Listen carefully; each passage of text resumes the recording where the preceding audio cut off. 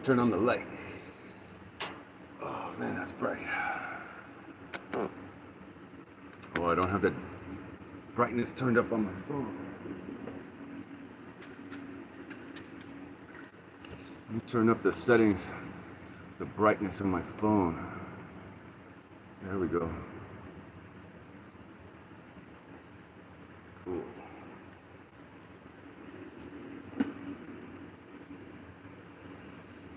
Wanted to do a little live on Monday. What's up, Xavier's? Good to see you, man. Nitro gang. Yeah, I want to try running this Kyosho, man. Got the GoPro ready. We'll put that on there. Oh yeah. I got the bearings in. Woogie told me to order for the transmission on the what's it called, on the Savage. Oh yeah.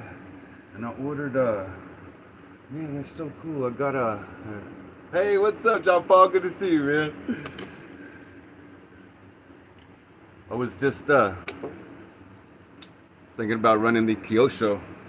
I've got a GoPro here, and I got the mount for the top there.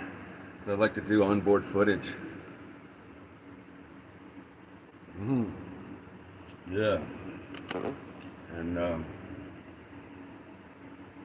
what else? Maybe we can run the Savage. I got a new chassis for the Savage today.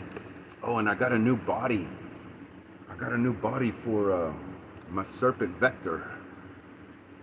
It's a Ferrari F40 body. Man, I just love these Ferrari bodies, man. But it's the coolest body, man. I want to show you. It's it's a vintage body. Hey, what's up, Hyper? Good to see you, man. Hi, Melissa. Good to see you. I'm glad y'all could make it, man. I was just gonna do a little test stream. I didn't know if people really wanted me to go live and stuff, but they were saying, yeah, they really wanted me to go live yesterday, so I thought, well, might as well. And Lotus 420 was just asking where I was at. He sent me an email. It was so funny. It was like I don't know, one of these animated characters, man. I don't know his name. There's Grizzly RCs. What's up, man? Good to see you from Wisconsin. Yeah, I didn't know Lotus was here. Good to see you, Lotus. Oh yeah, Futurama. Yeah. Yeah, I don't really have my TV hooked up, so I don't ever get to watch that stuff or whatever. So I don't know what all that stuff is. Yo, Futurama. I seen him. I guess when that show first came out or something. I don't know. But that must have been way back when I had my television hooked up. Oh, is that right? New Futurama's on Hulu. Yeah, my girlfriend was like, "Get out there, boy." Yeah, she was like, "You said you're gonna do it live." Yeah, she was trying to get me to go live last week too. She was like, "You said you're gonna go live. You said you're gonna go live." And it was just so hot. I just didn't want to go live. But it's all right. Today's not too bad. Not bad at all.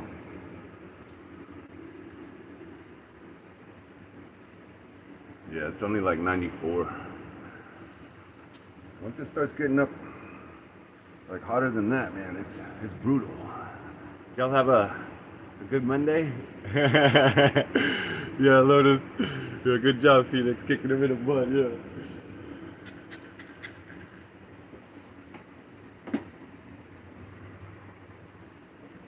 Whoa, 94, crazy.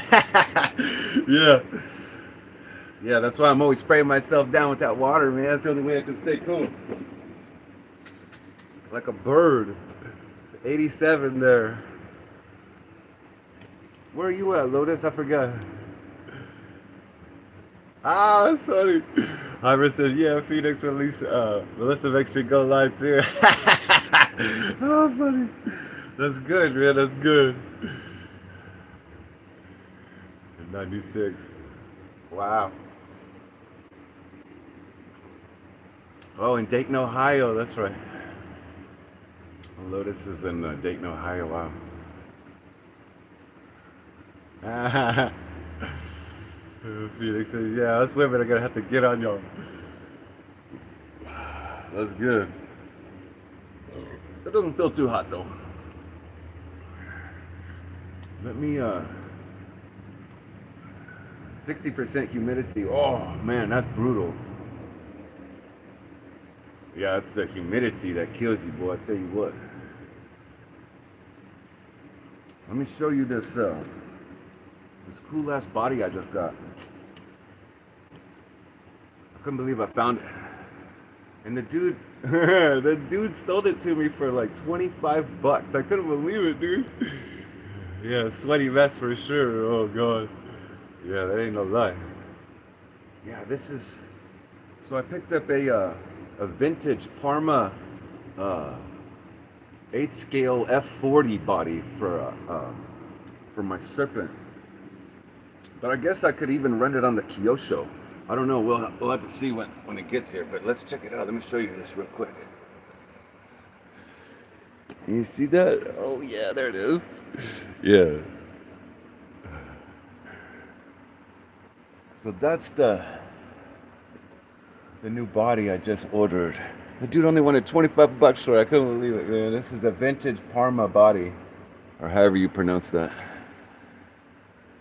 So I'll have to cut a hole in the back there for the engine to go, you know. Might put it on the Kyosho or the Serpent, I'm not sure which one. But yeah, that's the body there. Just wanted to show you guys. So let me pull up the live stream so I can read the chat, because it goes by really fast here on my phone. It's really small too.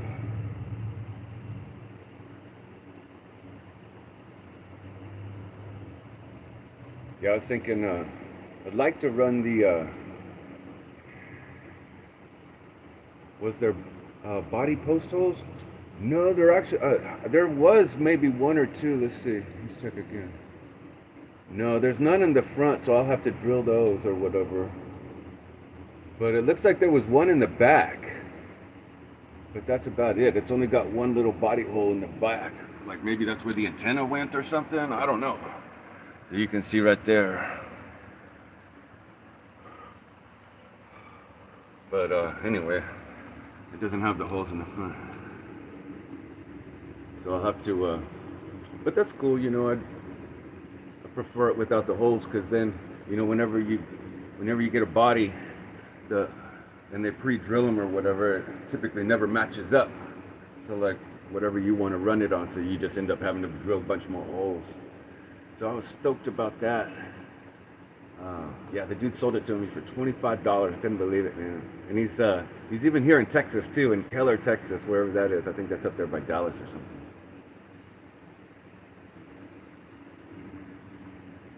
Yeah, it says no major damage. Looks like it was just a shelf clean body. Anyway, I'm super stoked about that Ferrari body, man. I couldn't believe it. Yeah, I can't beat it, man. Yeah. So the starter box is working good. Hey, JR Hobbies, man, what's up, brother? Good to see you. I was checking out your video earlier when you were running that 30.5.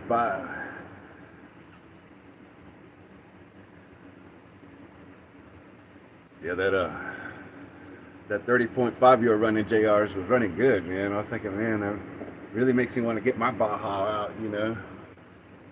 And I got some bearings in today for the transmission on the Savage over there. Still haven't run that thing since yesterday. I was wanting to run it earlier, but I was kind of recovering from too much fun yesterday.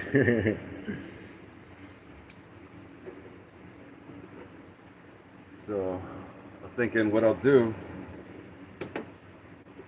is I'll put the GoPro on here, and then we can take the tripod out, see if we can run the Kyosho up and down the street a little bit. Yeah, not a problem, JR, man. I really like that spot you get to go and run at. I know you said it was like an hour away. Sometimes you have to take like 3 RCs and stuff, and just in case one dies or whatever. Lotus 420 says, "Come on down to the Sunspot Grill. Get you a volcanic ash special." Oh wow, what's that? Yeah, I'm bored actually, man. Yeah.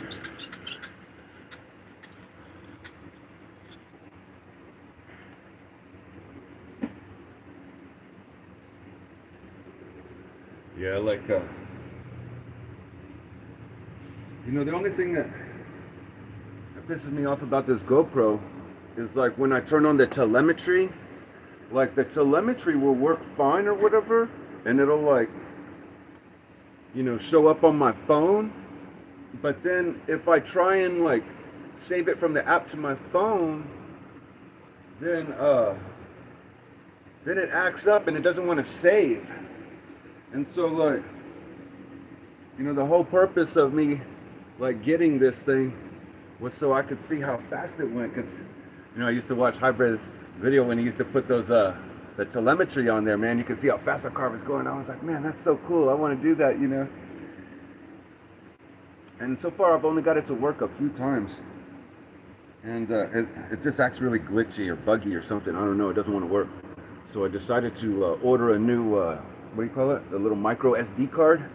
So I just ordered one yesterday, I think it was, from Newegg. Says 101. Oh yeah, Lotus says get a GPS reader. Yeah, I was thinking about that, man. I was looking at those. Where was it? Yeah, I think they wanted about $60 for one.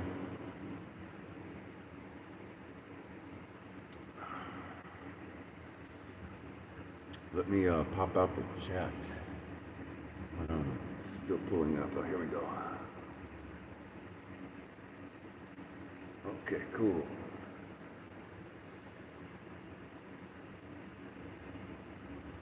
Dang. For $30? Yeah, what? 100 and whoa. Yeah, I guess that's what it says. I don't know.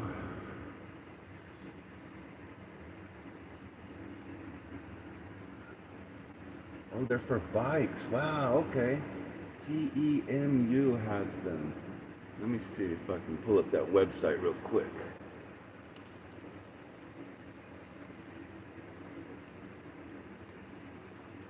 Oh, wow. Hybrid says he just watched the show on TEMU and that they have some sneaky sales tactics. Ooh.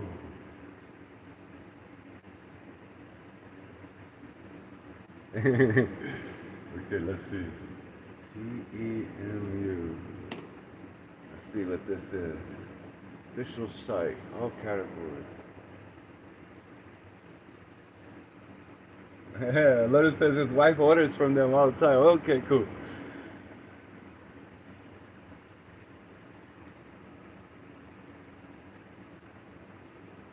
Let's see.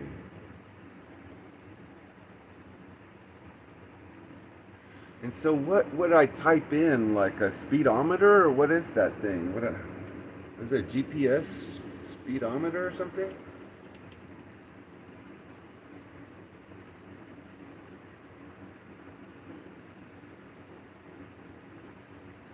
GPS speed meter, okay. Here we go.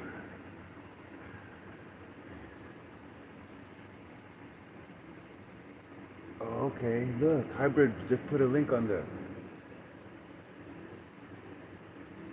Let me click on the link Hybrid just put. Oh, here we go. Dang, they are only $30. Wow.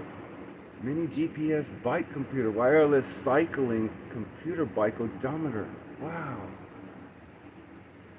Multifunction for road bike and mountain bike. Yeah, like that. Wow. Yeah, so I'm looking at it. I've used those. They work, says Hybrid. Yeah, so I'm looking at it now, man. This thing's cool. Yeah, that's it there. Wow. That's really cool, man. Says it's only 1.7 inches by 3/4 of an inch by 2.3 inches. That's really cool. 732 ratings, 4.5 stars basically. Oh wait, or no, 4.1 stars, 1,500 ratings. Yeah, man, that looks like a really good one.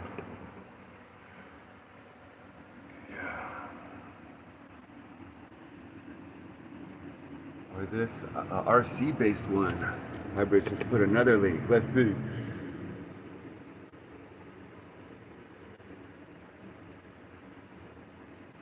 Wow. Oh, the Sky RC one. Performance Analyzer. And that one's $85. Yeah, that's pretty expensive. And I guess it just hooks up to your phone or something, huh?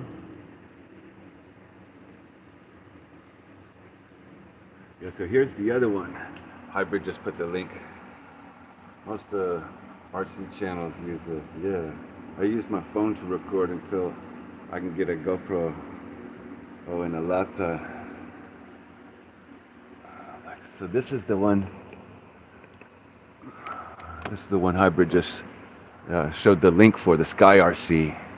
Oh, it works on Bluetooth. Charges with the USB. And I guess you just put it on the actual car and then it interfaces with your phone or something.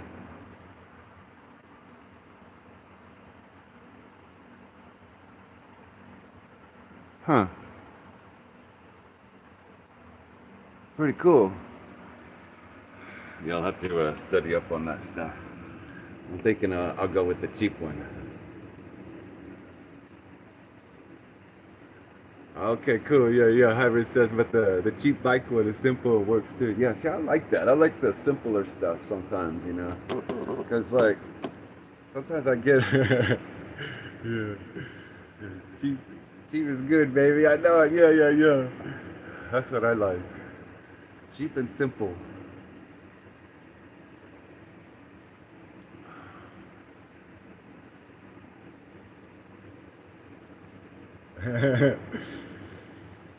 Mr. Portalema, what's up, brother? Good to see you, man. Mr. Portalema says he was just watching some of Hybrid's old Savage videos. Yeah, I like to watch those too, man. Get some pointers and stuff on how to work on the Savage. Man, as a matter of fact, I just bought a what do you call it? A new chassis for that thing. This dude sold it to me on eBay for $14, man. Couldn't believe it. It's all chrome, like the side plates and then the roll bar or whatever. Because like yesterday when I rolled that thing, I was like, man, I need one of those little roll bar things or whatever.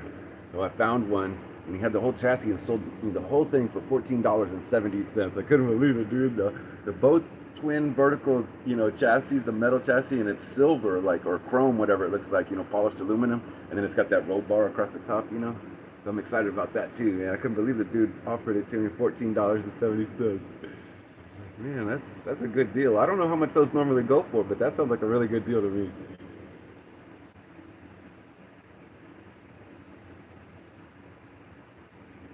Yeah, Steve. Yeah, you did a live. I know, yeah, my girlfriend made me do it. Yeah, plus, Lotus and everybody was asking where I was at. Yeah, that is a great deal. I know, dude. I was shocked. I was like, man, I can't pass that up, dude. You offered me $14 for the chassis. Like, man, that's a really good deal. And then this dude offering me the car for $25, the Ferrari body. Let me show you that real quick, in case some of you guys didn't see the Ferrari body I got. This thing's so cool, the Ferrari F40. Yeah, that's the Ferrari F40 body I just ordered. It sold it to me for $25, man. I couldn't believe it. That thing looks sick.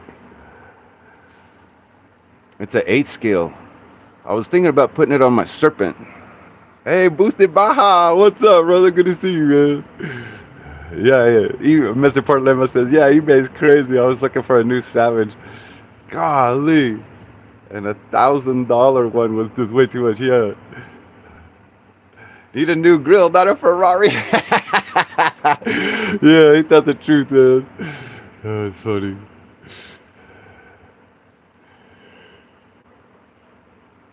Yeah, so that'll be the new body coming. That thing is sick. I can't wait to get that thing, man.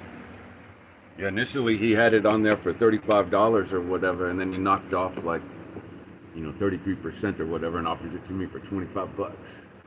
It's like nice. Yeah, I love that, dude. You guys ever do that when you put something on your watch list and then they make you an offer? Sometimes they just make you really good offers and you just can't refuse. $25 for that body, man. That thing's got to be worth some money, because it's vintage and it's you know, they don't even make that body anymore.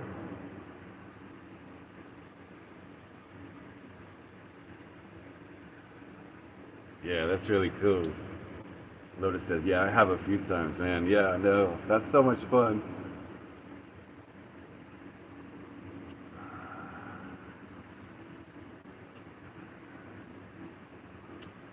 It looks rough, honestly. Well, I think that's just the pictures. I think he kept it as like a. Hey, yeah. Mr. Porleva asking a good question. He says, did you put in the new internals on the Nova Rossi 28.8? No, I haven't done that yet because I want to change out the bearings at the same time. So I need to order those bearings. And Woogie gave me a link, and I don't know what I did with it. I'll have to get in touch with him again, see if he can send me a link like on my email or something, so that way I can get the specific bearings for that. Because I want to change out the bearings all at the same time, because he recommended doing that. I think he said that engine already had like 6 gallons on it. And, so it's definitely time to, change out the bearings before anything bad happens. But, yeah, so when I do that, I was thinking I'll change out the internals. But, I mean, the engine runs strong, man. I mean, that piston and sleeve, runs great. So, I'll run that for a little bit longer, and then I'll get the bearings for it, and then I'll pull out the internals, and then I'll put in all the new internals and stuff, man, and we'll see how it performs. Because I'd like to, yeah. That's a good idea. I just thought of that. Mr. Portalema, yeah, the internals in the Nova Rossi. Yeah. So I'd like to run it like. Yeah, so I'd like to run it stock, so to speak, so I have like a frame of reference. You know what I'm saying? So like, yeah. So here's the Gmar Nova Rossi internals that he's talking about.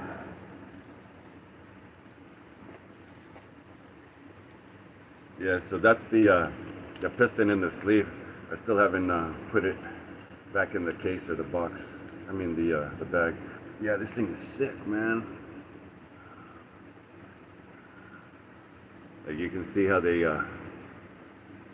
fang cut it and stuff in there. And you see the rod. Oh man, that's a beefy rod, dude. It says E10 on it. Not that you can see that, but I'll have to make another video or something. But yeah, this thing is cool.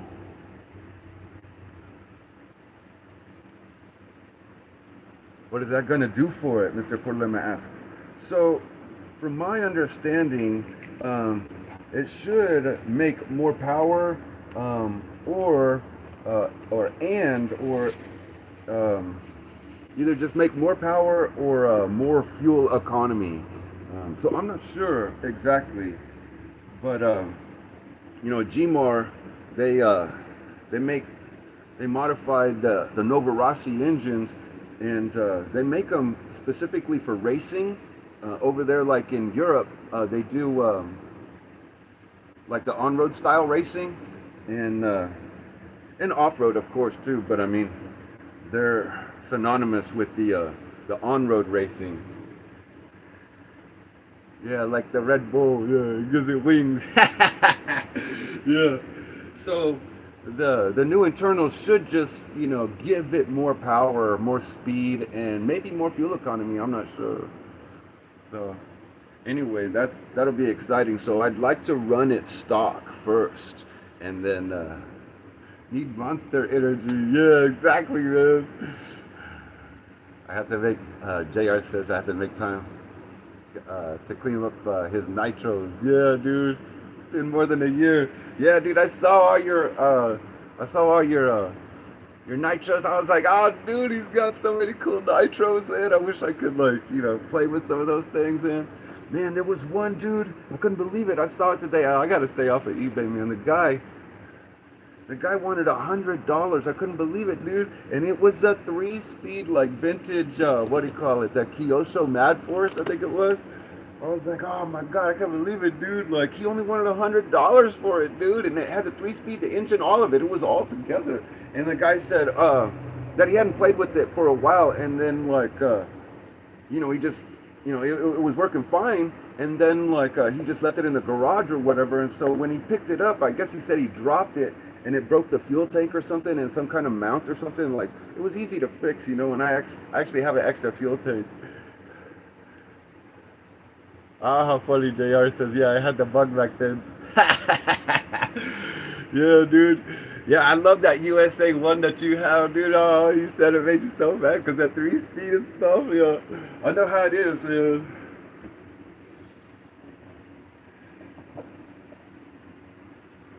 Yeah, I like that video you made where you showed like all your hobby room and all that stuff, dude. All your cars, man. That was so cool. Like, I love seeing people's hobby room for some reason, like their work area and stuff, and you know, just all their little cars and stuff, all this stuff, like that's really cool. And so, when you did that video showing all your hobby room and stuff, I was like, yeah, that's a really cool video. I really like that. I was looking at all those cars thinking, man, that'd be so much fun to play with that one over there. And I like that USA one. Ever since I got that one running right there, the Savage, man, like, man, that thing is like so much fun. I couldn't believe it, dude. Like, and it was just sitting there on the floor for the longest time, Lotus says, yeah, get a Facebook and post some stuff from the Nitro Gang group. Yeah, thank you, JR. I appreciate that. He said, yeah, you got a nice setup there too. I'm trying, man. I'm trying. You dinosaur. Yeah, I stay off of Facebook, dude, because I'm all paranoid and stuff. I don't want people finding me.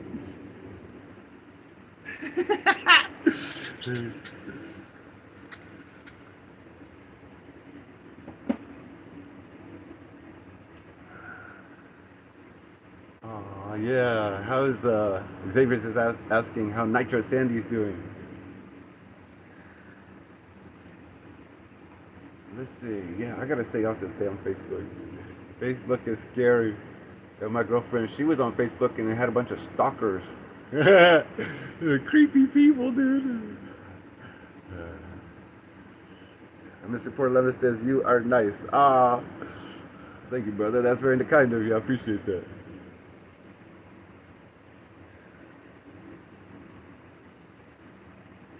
Yeah, so, yeah, DR Harvey says, yeah, his new Baja with the 30.5 pulls wheelies, even at about 25 miles an hour. Dude, I thought I saw it pulling wheelies out there, man. I was like, dude, that thing makes a lot of power, dude. And it was already at speed too, so, wow, that's really cool. Oh, my computer's buffering. I don't know why I get such poor internet connection out here. Oh, here we go. Better. Yeah, we're good. Yeah, so I don't know. I'm using the new Blue Thunder now, man. I really like this fuel, man. Yeah, let's go run the GT1, dude. Yeah, I was just about to put some fuel in it, man.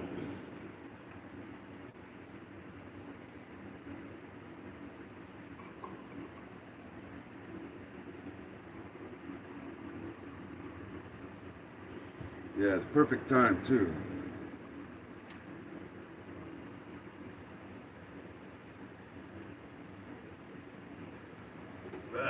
Got the GoPro going. Right. You gotta let that. When you turn that on at first, you have to let the GoPro like sync with the GPS like satellites or whatever up there. So you turn it on and you leave it for a minute, and then it'll like I guess sync with the satellites up there, so it'll get the telemetry and all that stuff. Let me get the Felix says, yeah, we're gonna run it. Mr. Porter Lemon says he found a new XDM for sale. That's good. That's cool. Hey, J.R. Hobby says, man, I'm glad you fired up that lot today. Thank you, brother. I need some nitro therapy. Yeah, man. Thank you, brother. I appreciate all you guys coming and hanging out with me, man. I didn't think anybody would want to come hang out on Monday, you know, but you guys are showing up. I'm shocked. Let me get the radio.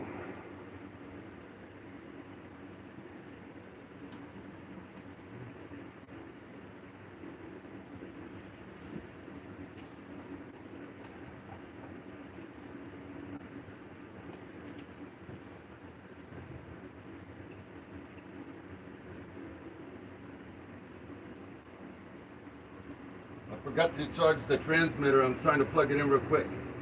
There we go. Yeah, I use rechargeable batteries, so like I have to charge the batteries like right before I run something. Make sure that it's no problem. What's that supposed to mean? Xavier says, yeah, you're great, Texas, though. Appreciate that, man. Appreciate that, Xavier. Yeah, so I wanted to get this bad boy fired up, but I always run the what do you call it? Oh, okay, yeah, I gotta go take out the battery. No problem hanging out. Cool, man. Thank you. Let me do a little wrenching, clean up my desk real quick.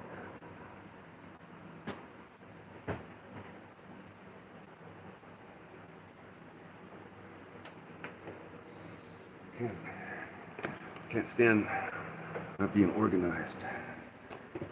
I have to be organized.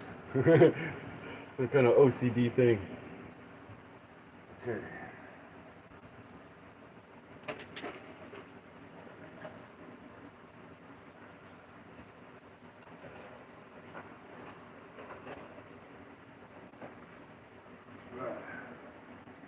Getting closer. Oh yeah, that's right. I gotta take the battery out of the Savage. Yeah, because I use a hump pack battery for the Kyosho, but I also put it in there. Oh wait, I got another one. Oh, this one's brand new. It hasn't been charged up yet though.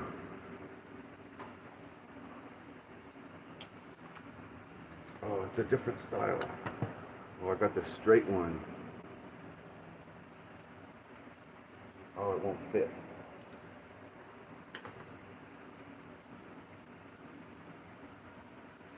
Yeah, I got this one for the on-road cars. I think this one was supposed to go in the Serpent, but I already had one in there. Anyway, I'll just take the battery out of the Savage real quick. That's easy enough to do. And then we can run that bad boy.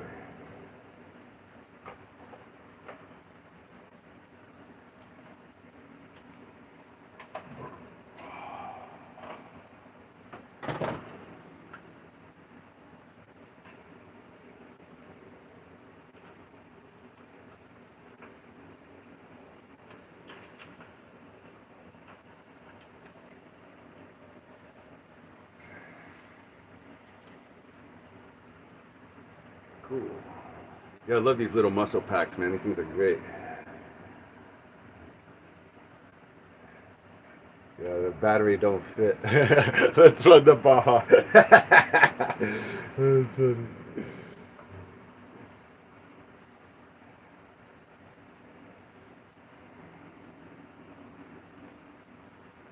I'm scared of running that Baja, man.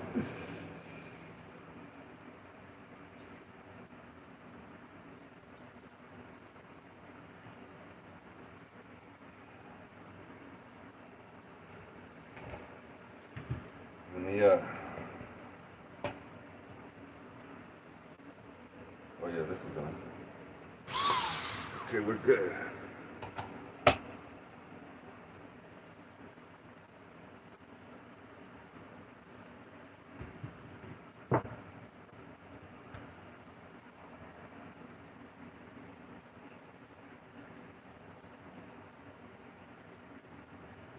gotta do let us first say just a little. Oh man, I wish I could.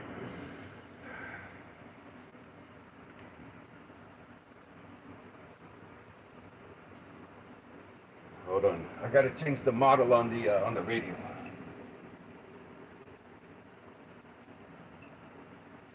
Okay.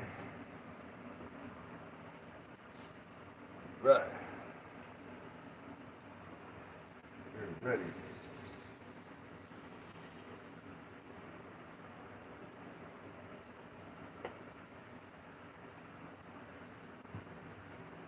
Okay.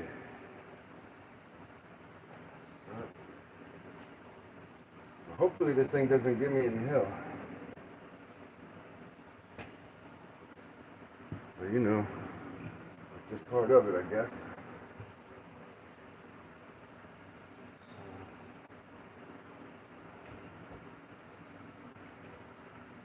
Hopefully we'll get a... Hey, Crazy Dad Nitro, man. Good to see you, brother. Sorry you're late. Not a problem, man. Yeah, glad you could make it. No cooking tonight? No, I got plenty of leftovers from yesterday, thank God, man. So, I'm just trying to get this Kyosho GT1 fired up. I just got it's a new starter box I got. I didn't tell you about that. The guys from A-Main Hobbies basically gave that thing to me, man. And that's a really cool story. I'll have to tell you about that. And oh yeah, this thing's cool. Yeah, so anyway, they ended up giving me a bunch of credits, like $20 credits and stuff, because I ordered I tried to order some fuel from them and they didn't have it. And then they tried to blame the supplier. And I said, no, dude, look, it says on your website that you have it and you don't, and then you're blaming the supplier. I was all upset. And so then they gave me a $20 credit, and I tried to use it and it didn't work. And then they gave me another $20 credit because the first one didn't work. So then I had a $40 credit. And then when I tried to use that one, like I couldn't figure out how to use it. And then I finally figured out how to use it, and they gave me another one like on top of it. So they basically gave me like a $60 credit, and that box was like $70 or whatever. So it was like $10 for the box. The starter box, the ProTech starter box. Which is super cool, you know. Anyway, let's see if we can get this thing fired up, guys. What do you think's gonna happen? Oh yeah, I gotta do the prime job. Man, I got one of these little like bulbs. Yeah, exactly. A-Main has always been great. Yeah, dude. Yeah, they have, man. I was shocked, and they asked me to give like a review. How fast is this? Well, I've only got it up to about 50, but it's only, I mean, the engine's still breaking in, but I'm pretty sure it'll do about 60 miles an hour, man.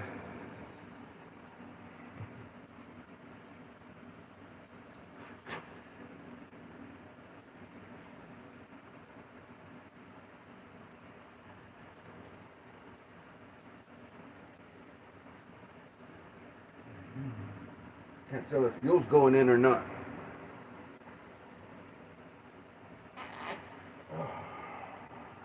Seems like it's kind of clogged or something.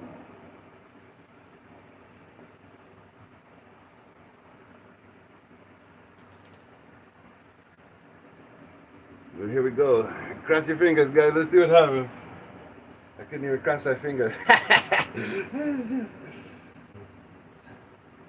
Alright. I feel like I'm forgetting something.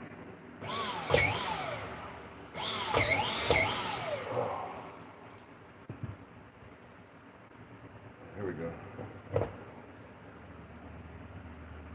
Fire in the hole, guys. Let's see what happens. Let's see if you can squeeze that 65. That'd be awesome, dude. Yeah. I gotta learn how to tune first. There we go. Yeah, I've only got it up to about 170 degrees because the engine's still breaking in.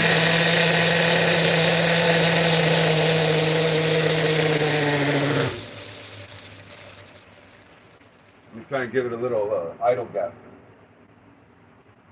little more throttle gap or whatever they call that.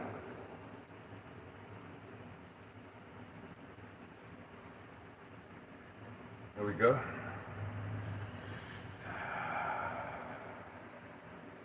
Seems like your tune is close. I hope so. Yeah, I was gonna say. But we'll see, man. We'll see.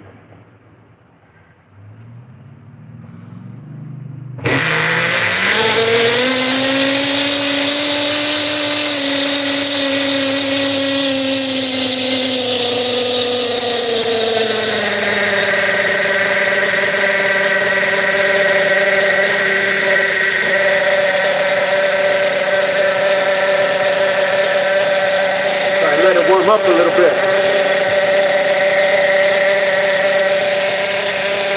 This engine being new like that, it just, I guess it's got so much pinch, it just likes to turn off.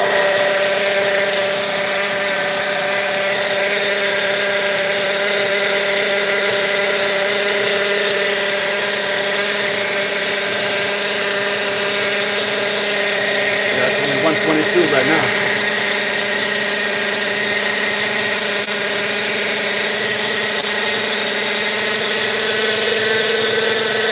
Sounds like it's warming up a little bit.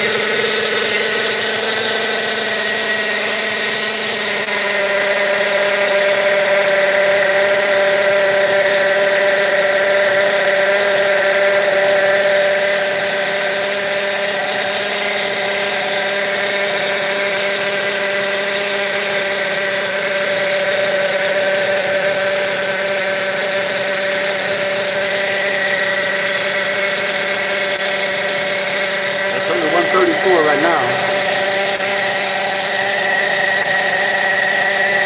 Crazy guy Nitro says, hey Texas, what do you think about his favorite Blue Thunder? Man, I love that fuel, dude. Hey, fun day. It's good to see you, man.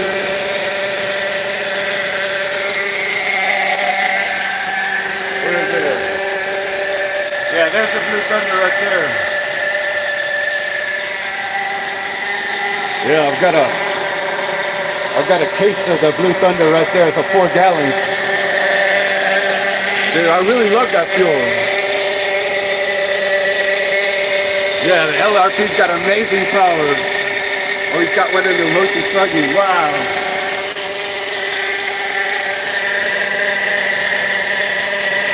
Let me see if I can get the body on this thing, man.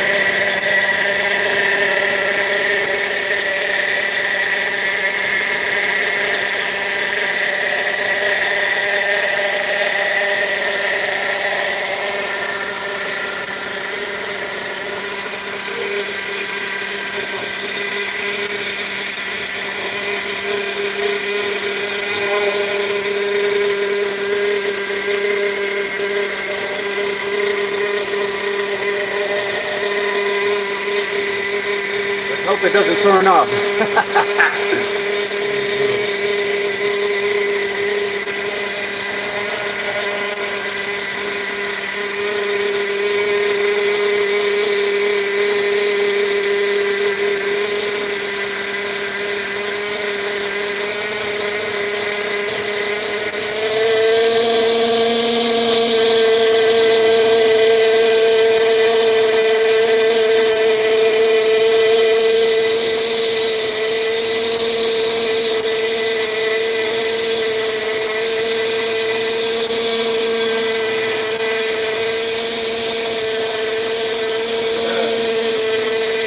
Man, I got the GoPro going. Gave it a little bit more idle gap, so hopefully it doesn't turn off. Let's get it up there.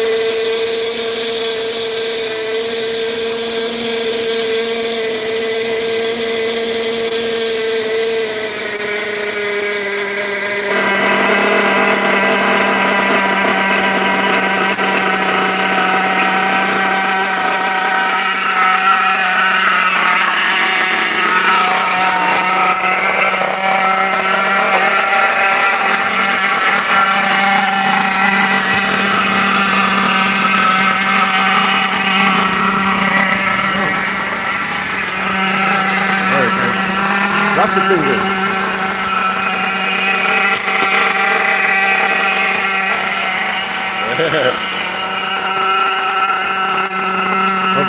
Doesn't die. Please don't die. Please don't die.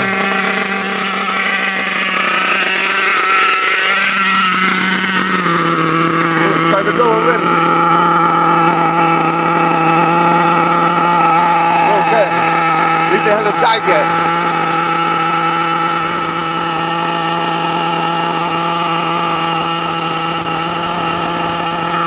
Alright, let's see what happens, man.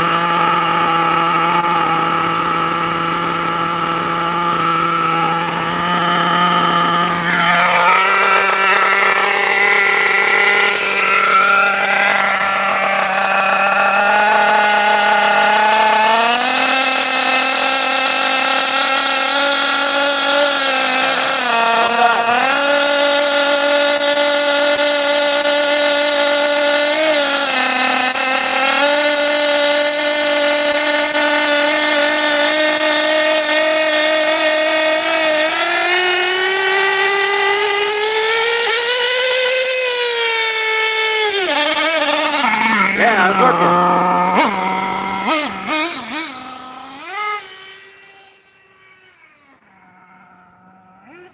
Oh no.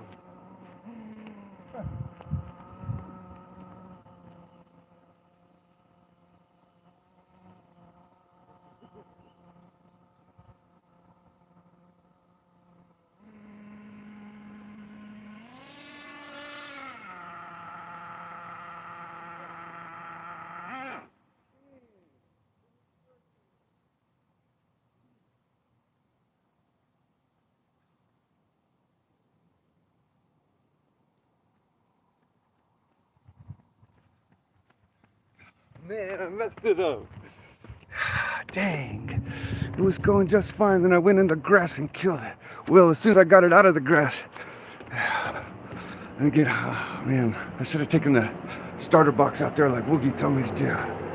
Yeah, maybe that's what I'll do. Yeah, let's try that. Let me leave you guys out here.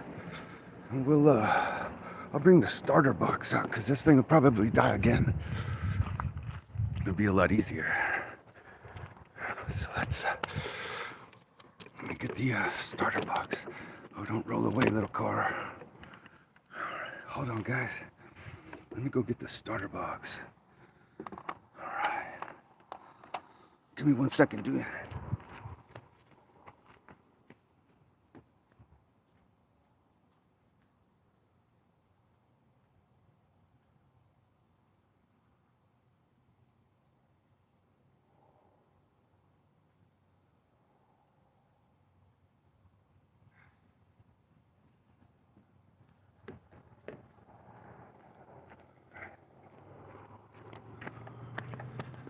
Okay, let's try again. Man, it's a little complicated. I'm gonna need to drill that hole out bigger for the, what do you call it? For the glow plug igniter. Wow. This is a lot more difficult than I thought. Let me try and let's see what we got going here, guys. Hold on. Trying to get the gotta get the body off. Oh no. This car's so heavy. There we go. Alright. Alright, here we go. Let's try again. Please work. Dang. I already used like a half a tank.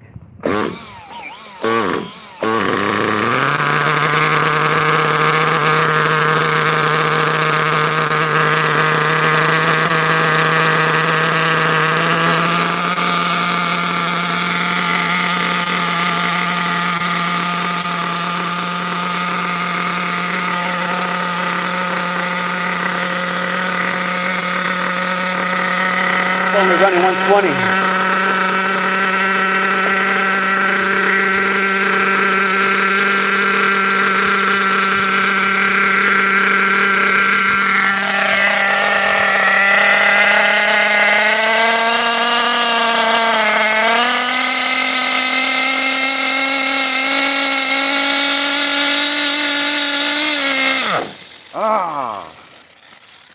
why it does that.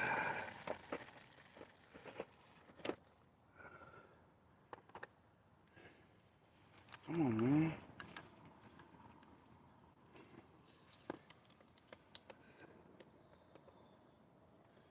Trying to give it some gas with it.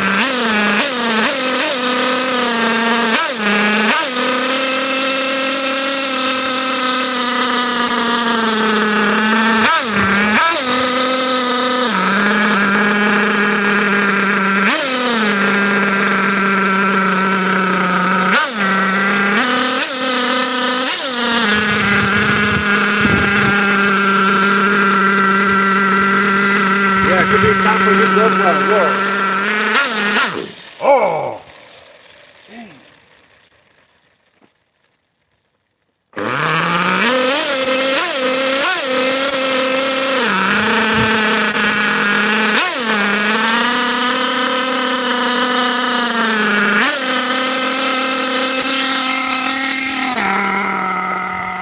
Trying to run it. Dang.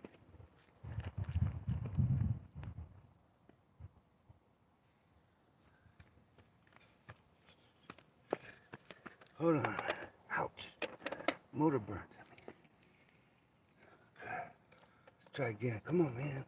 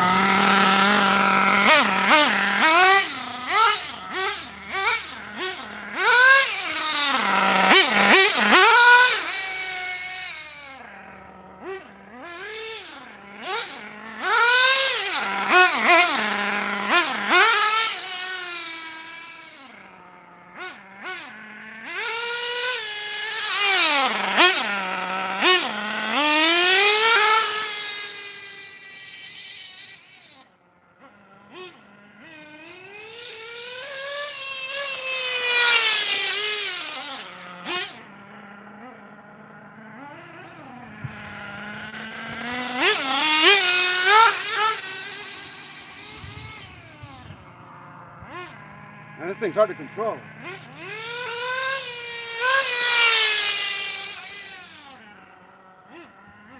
Seems like I need to adjust the brakes a little bit. Man,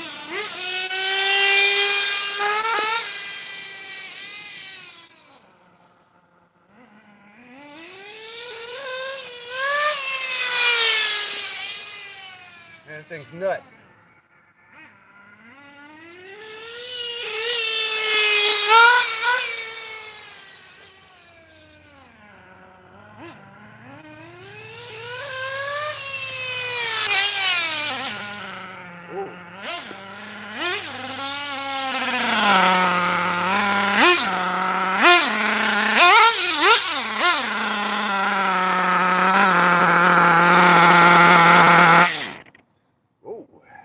I better shut it down. I don't want to kill it. What did I do with the temperature thing? Yeah, I wasn't even able to get all the way on it, man. Oh, it's running 190. It's running good. Yeah, sweet, man. Sweet, thank you.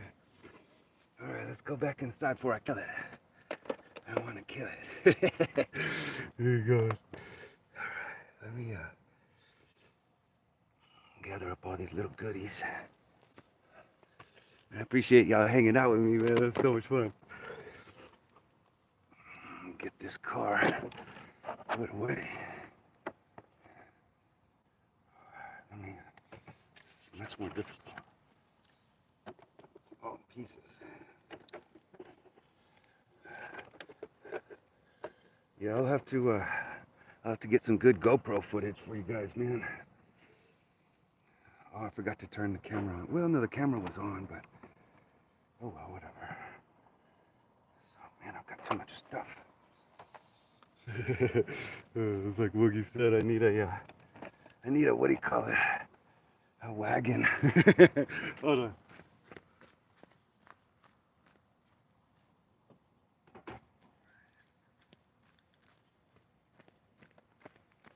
Okay. Oh wow. Yeah, I didn't want to get on it too much because I'm afraid of crashing it. Yeah, it just goes so fast. The tires weren't warmed up yet, so they were real slippery, but they were just starting to get warmed up. And I just needed to take a little break. Man, that was cool. Y'all, I'll have to get some better footage for you guys, because this thing is a beast, man. I've got to... Oh, the camera was on. I just didn't realize it. Terry Curry says, "Yeah, are we burning Nitro?" Yeah, I just finished actually. I mean, we could go back out there, but I was kind of scared of wrecking it. It's just got so much power, man. The thing is nuts. Yeah, dude, that thing rips. I know, man. That Blue Thunder, dude, I love that stuff. That gas.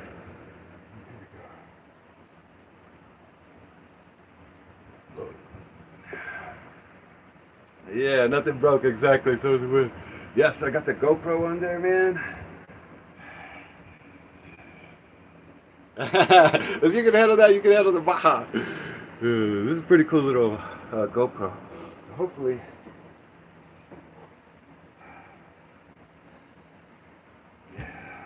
Yeah, the engine was getting up to temperature. Sickening BMW body. Thank you, brother. I appreciate that. Yeah, man, I love that body, man.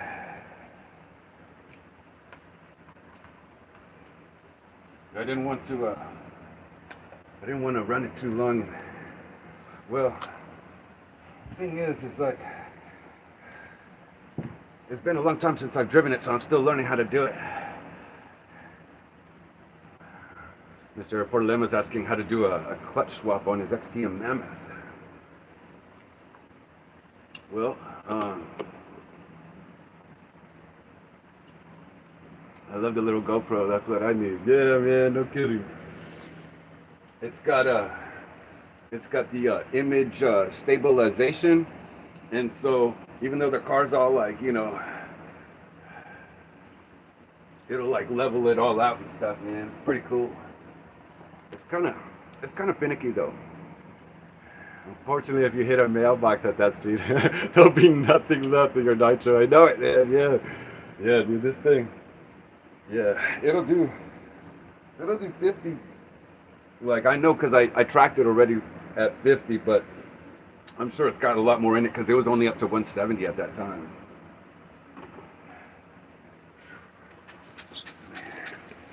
Get some water on me, man. Try to cool down a little bit.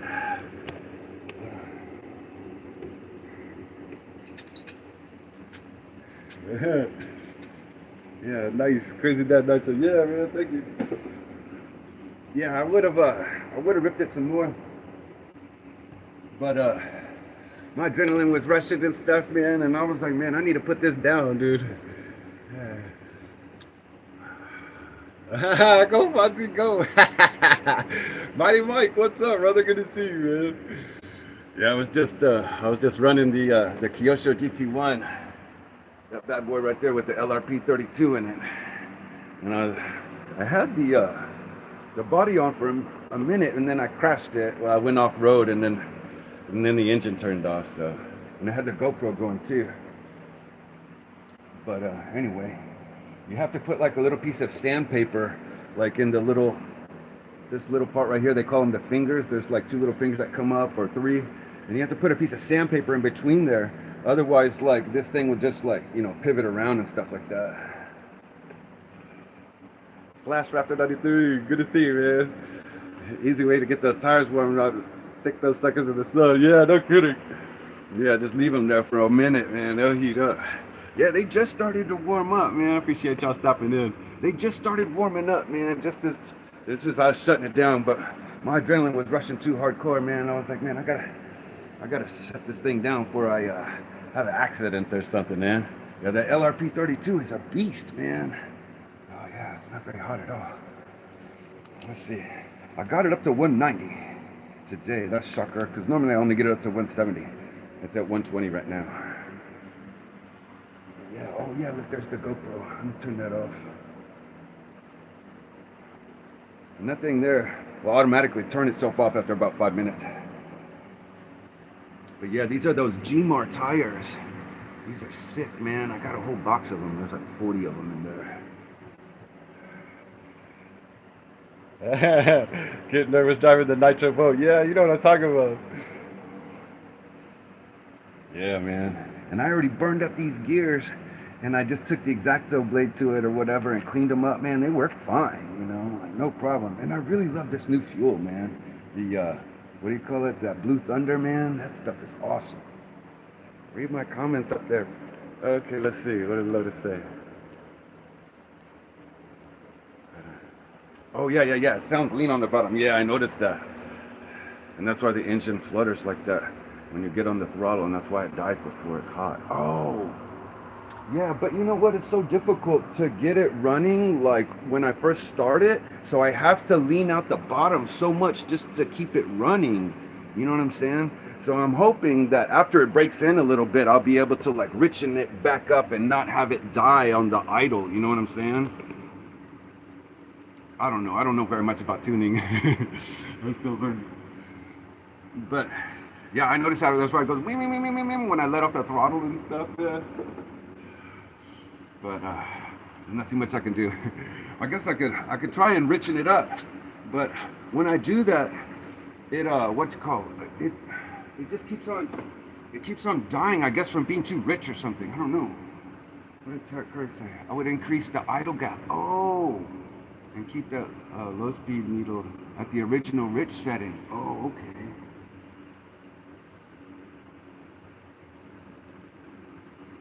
Yeah, so I still got to jack with the tune a little bit, and I don't want to kill the engine. I've always been afraid of killing it because running it too lean and stuff, you know. And JR says, yeah, exactly, Lotus. That's exactly what I was thinking. Yeah, that's good, man. I appreciate that. This is almost just like, you know, going to like the races and having all those guys help you, you know, at the race and stuff with your tune and stuff. You know, that's really good. Because I'm still learning and stuff, you know, you guys help a lot. So let me increase my idle gap right now just a little bit before I forget. Mr. Portolema asks, how do I change the clutch belt? It's pretty easy, dude. Watch. I'll show you.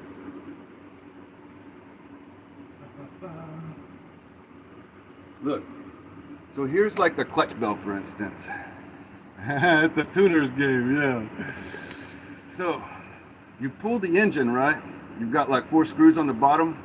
You pull the engine, and once you have access to your engine, you're gonna have to disconnect, you know, your hoses or whatever, and the little thing. And then you've only got that one screw right there, and it's probably like a 2mm Allen. And you, what you want to do is you want to hold your flywheel. And you might need to use some pliers to hold the flywheel if it's too tight. Oh, this is a 2.5.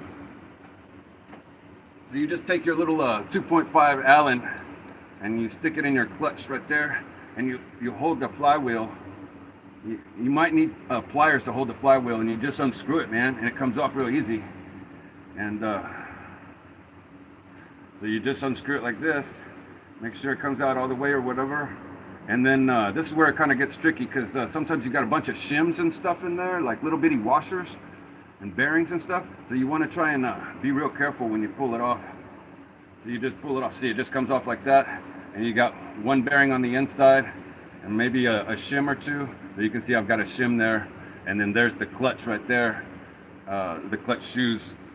And so then you would just pull this straight off. See, I've got a 2-shoe right here with a single spring around like a Traxxas setup, and you just replace that. You might have a 3-shoe clutch, which is a little more complicated, in which case you would probably just want to, you might have to order the parts for that or whatever, you know, the new shoes or whatever. And then you just put all the new stuff back on, screw it on. You hold the flywheel right here. You might need to hold it real tight. and then, you know, just torque it down, and you make sure you've got a little bit of play, not much, and then make sure it spins freely. Basically, that's all there is to it. Let me see. Terrakura, yeah, but of course. Oh yeah, yeah. Can I change the flywheel? Yeah, you can change the flywheel too. It just depends. See, like this is like a small flywheel, and some of them are bigger. And so if yours is like a bigger one, you'll want to measure it and order a similar one. So if yours only has 2, but you want 3, for instance, you can order that. So it has 3 shoes, and then, you know, it'll hook up more than, like, say, this one with just 2 shoes. But, you know, this little 2 shoe thing is fine. You know, it's up to you really, whatever you want to get.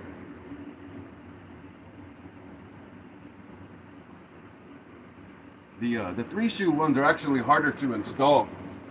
Let's see if I have one. No, I have a 3 shoe one in the Kyosho,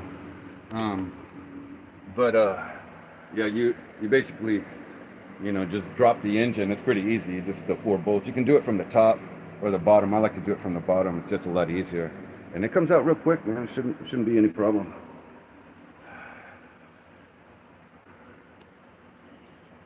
Yeah, should be able to knock it out. Yeah, I had to shut this thing down, man. It was making my adrenaline go too much, man. And being out there in the sun too, man, I was like, dude, I need a break. Yeah, so, oh man, the one I have is a 3 shoe. Oh, yeah. So the 3 shoe is really complicated. Well, it's not really complicated. It's a little bit more different. Hey, there's Arctic. What's up, man? Good to see you. Good to see you, brother. I was just telling Mr. Portlemon how to change the clutch on his Nitro. Yeah, he was saying he had a 3 shoe clutch. This one's only got a little 2 shoe. Sometimes you have to add some shims underneath the bearing because it might be a little too close and might rub. But yeah, I was just running the Kyosho GT1, and man, it's got that new LRP 32 on there. I think it finally just broke in. It hit 190 something degrees for the first time, and man, it's making so much power. And I was just afraid of crashing it and you know, doing something bad or whatever. So I shut it down. You know, my adrenaline was going and everything. You know, that's what I really love about these Nitros, man. Especially this 8 scale on-road stuff. Like, man, it's just like there's such an adrenaline rush, man. And I got these awesome Gmar tires, man. Let me show you that. And look, they've got like wear indicators like a real car. You see that little dot right there? So you can see, oh man. And after they get like scuffed up a little bit like this, they begin to, you know, hook up a lot more. They just have to be a little warm. And they were just starting to warm up when I decided to shut it down, you know. But anyway, let me show you the tires that I got, man. They're so cool. And these are the medium compound tires.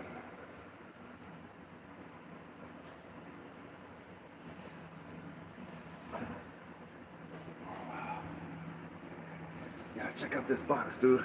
I thought this was the coolest stuff, man. Somebody sent me this box. It came from, I think it came from Italy or Spain. And they write, the tape says genius on it, man. And when somebody sends you a box and it says genius on it, man, it just makes you feel like you're the smartest dude in the world for ordering that stuff. So check out this big old box of tires I got. These are all Gmar tires. They're all different compounds. For, see, this is a medium soft. These tires are sick, dude, and it comes with a little sticker. They're super duper like low profile, so there's no flex in the sidewall whatsoever, you know. He sent me a bunch of stuff. There was like I think there was 10 sets or something like that. I did not open my starter box. Yeah, that's a pretty cool box of tires I got, man. So there's all different compounds on here, so whenever those run out or wear out, I'll be able to you know, switch these up or put them on some of my other on-road cars, you know. I know he's got goodies out, buddy.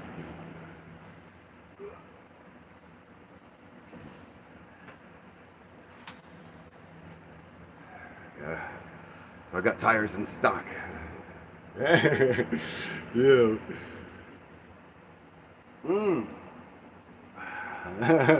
Xavier says he's suffering at 77 out there.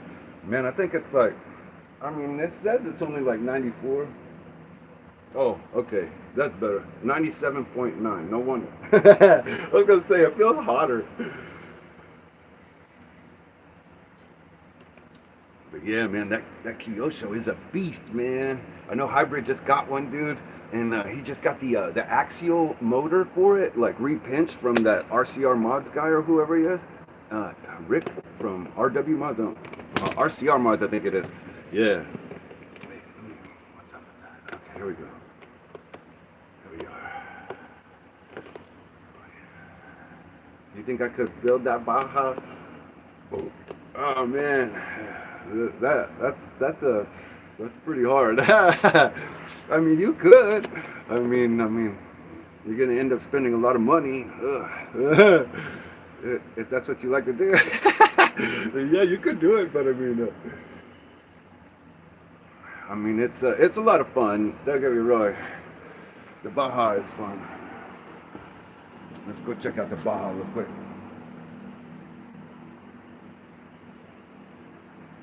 Yeah, exactly. It's good to know that we can trust that repinch guy. Ah, cool. It says I'm putting you on the big screen. Hell yeah. Yeah.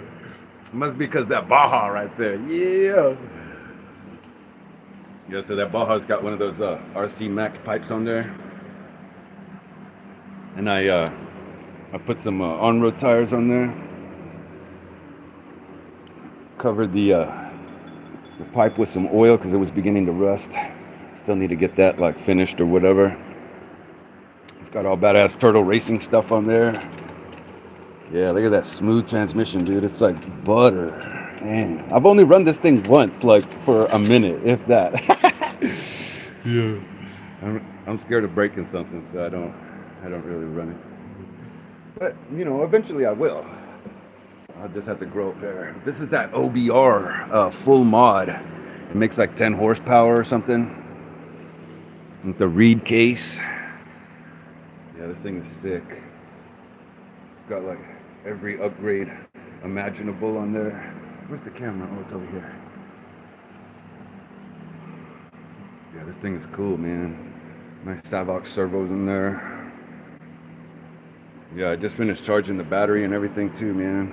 It's really cool. But I gotta learn how to drive it right and everything else, you know. I've got the receiver all set up and the kill switch and all that stuff.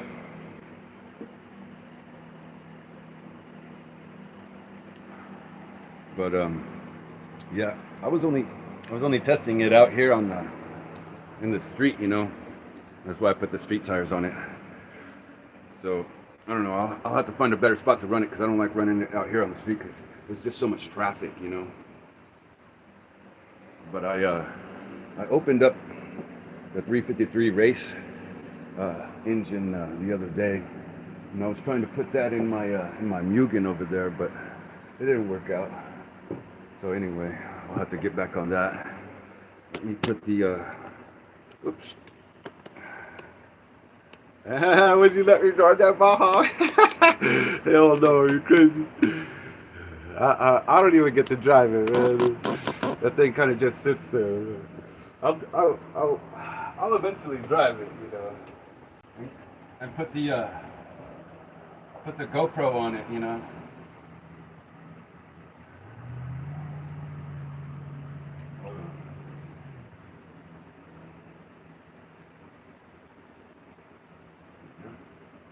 Yeah, I just wanted to put the transmitter on the charger real quick.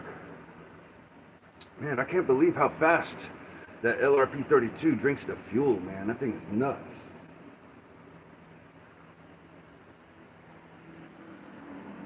Yeah, so I only ran it for like a minute and it drank like almost half the tank. Yeah. Total harmonic distortion. That 353 race is a screamer.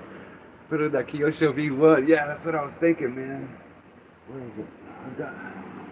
I've got a Kyosho V1 double R and a triple R. I guess I left them inside. I don't know what I did with them. Yeah, and I've got this new THS pipe to go on it right here with the Nova Rossi header and everything. The 410-16 or the 416-16, whatever it is. Yeah, I appreciate y'all stopping in, man, hanging out with me for a minute.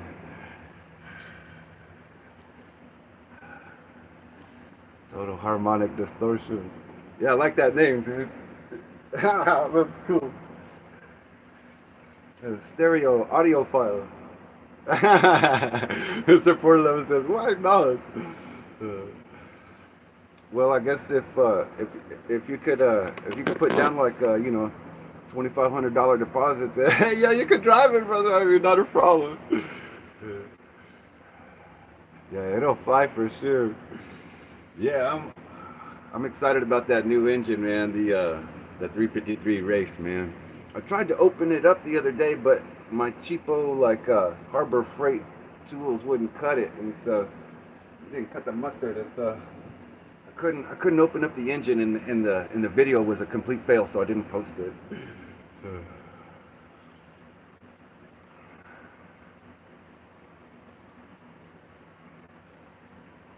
Oh man, that beer went way too fast. Yeah, you know an audiophile. Hell yeah, dude, that's so cool. I love that. Yeah, I'm kind of an audiophile myself too, man. I love what do you call it? Those what do you call it? Monitors. The studio monitors. Yeah, I really love those studio monitors, man. I use those for like my television. So I have the TV, and then I have the studio monitors on the side, so it gets like really good audio. I really love that, dude. I've got some other speakers back here. He's more worried about that Baja than the Bones room. Yeah, for sure. This is Mr. Portalover. Yeah, he can play. Guitar. Yeah, thank you, brother. Yeah. I got a guitar over here. Right there. That's an electric guitar. Yeah, that's a Jackson right there, as a matter of fact. Yeah, I used to play my guitar a lot. Not so much anymore, but it's a lot of fun. I'm gonna have to go get another beer, guys. I'm thirsty, man. That beer went too fast. Let me go grab another beer, guys. Give me a second. Because I'm sweating bullets out here, man. I gotta keep hydrated, you know what I'm saying? I gotta keep these going. Give me a second, guys. Let me go get another beer. I'll be right back. In the meantime, you can keep an eye on the Kyosho or something. Yeah, beer 30 exactly, man. Keep an eye on the Kyosho for me. Yeah, I'm really shocked with this engine, man. That thing is sick, dude. Hold on, give me a second, guys. Give me 1 second. Be right back.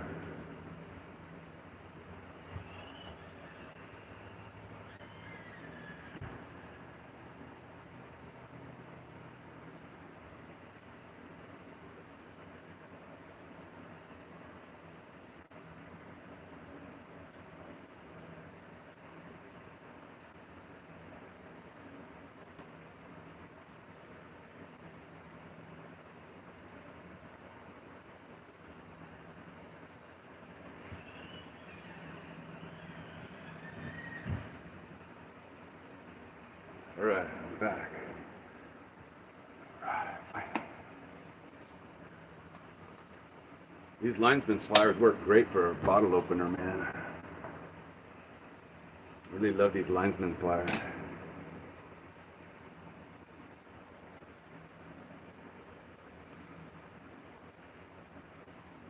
Yeah, I really want to run the Savage, man. That thing is fun. I was shocked. Couldn't believe that Savage is so much fun. Let's go check that thing out. Well, it's all dirty. It needs to be cleaned up. Yeah, from when I ran it yesterday. Yeah, I put the, what do you call that? The hardened clutch bell that Woogie gave me, and then I put the hardened, the Robinson Racing hardened spur gear on there. It's got that 28.8 Nova Rossi. I adjusted the brake linkage. It's running great, man. I was shocked. It was so much fun with these big old tires, dude. I didn't think it was gonna be like that much fun, but it reminded me of like being a kid and playing with my friends. He had a Blackfoot, a Tamiya Blackfoot, and that was like the biggest monster truck that they made back in the day, you know.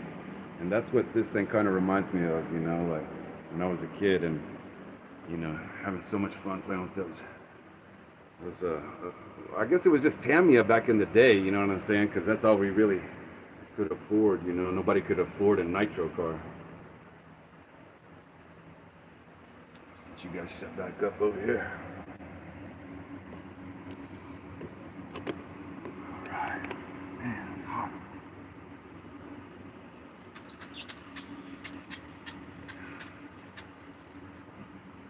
Oh, wow. Phoenix says, yeah, he plays guitar very well. I'm learning on a Warlock. He got me. Oh. Okay.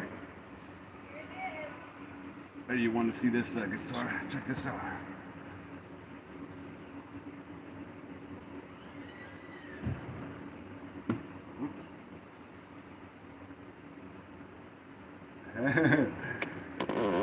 Check this out.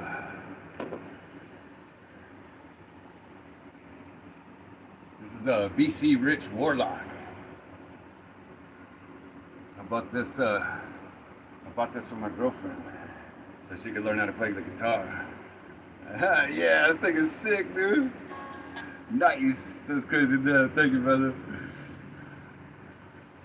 Yeah, this thing's cool, man. You can't find these around anymore. It's in really good condition.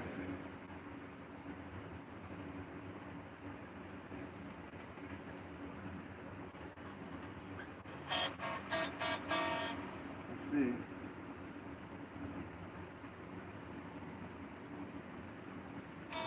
Let's see about see if it's in tune. No, it's not in tune.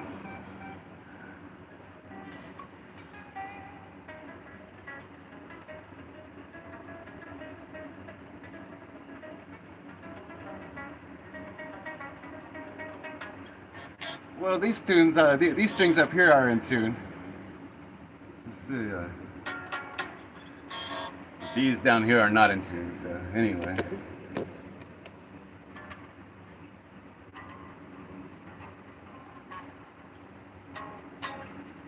And the fretboard needs a little bit of some oil on there. It's kind of rough. Yeah, but it's not a bad guitar, man. It's a really nice guitar. My girlfriend really loves it. I'll have to tune it up for her. But yeah, it's pretty cool, man. It goes up to 24 frets. Anyway, let me give this back to her before I mess it up.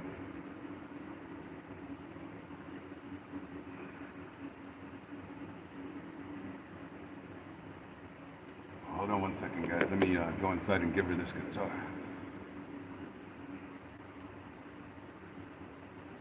I'll be right back. Can I still drive the Baja? What the hell? I missed the whole show, the whole week. Yeah, man, this is a different show, bro. Like, this is a guitar show we got going on over here now. Wookie. Nah, I'm just kidding, man. I was just showing the guitar.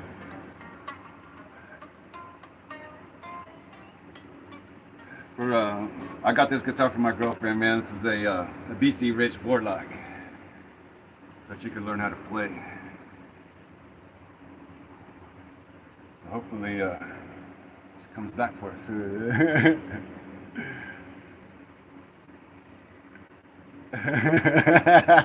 He's like, Evan, fire that guitar up. Yeah, man, I know it, yeah.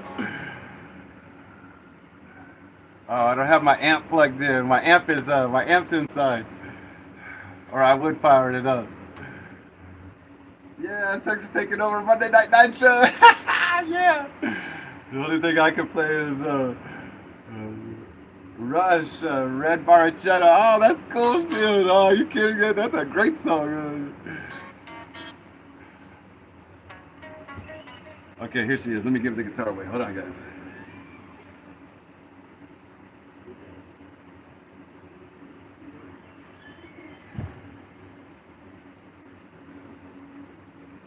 Yeah, I would, man.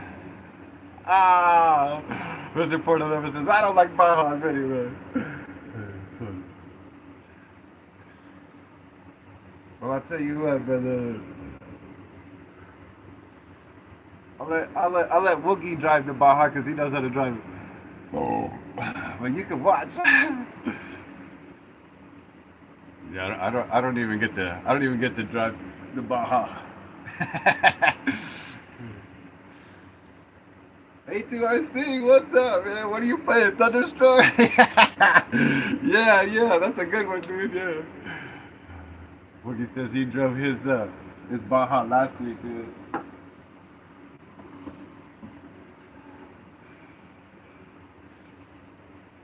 Yeah, I would play something, man, but my amp and everything's all inside, so I don't have anything out here. I used to have all my guitar and amp and all that stuff. This used to be like my studio, but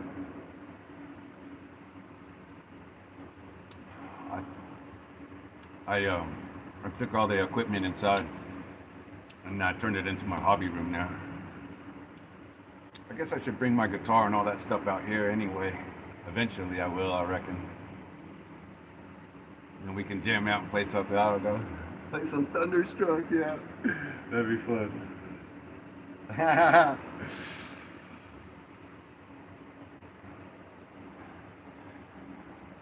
A2RCS, are you still planning on converting the Baja to a road touring version? Yeah, you know, I was thinking about that, like, I'm kind of fine with it just, you know, with the on-road tires, you know, and just kind of leave it the way it is, you know, because I always try and modify stuff so that it's like doing something that it wasn't designed to do.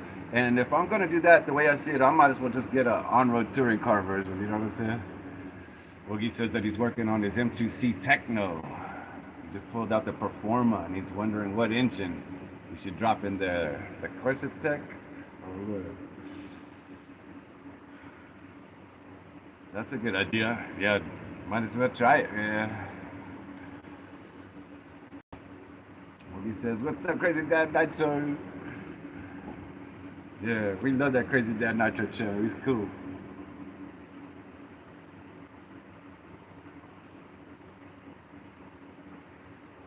Yeah, we love A2RC's channel too, man. Mechanical engineer, that guy's real smart. I love that stuff. And JR says, yeah, Woogie rolls out that Baja. He builds some great stuff. Oh, I know it, man. Yeah.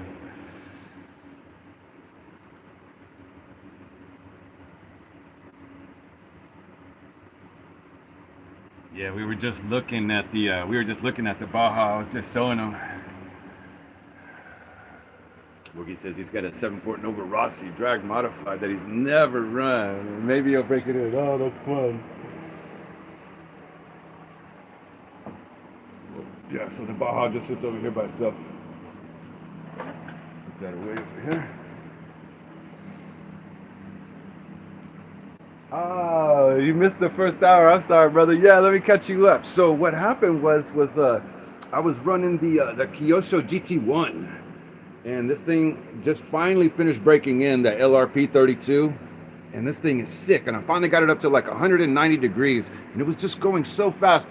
I was making my adrenaline rush and everything. I just couldn't take it, man. I had to shut it down because it was just going way too fast. And you know, the sun, it was hot. And why can't I drive the Baja? I don't have Baja. Okay, brother, if you want to drive the Baja, I'll let you drive the Baja, but we're going to have to go out into the middle of a field somewhere or something. Because it's here. Yeah, so A2RC, I was running the Kyosho, and I had the GoPro camera on the top there. You see that?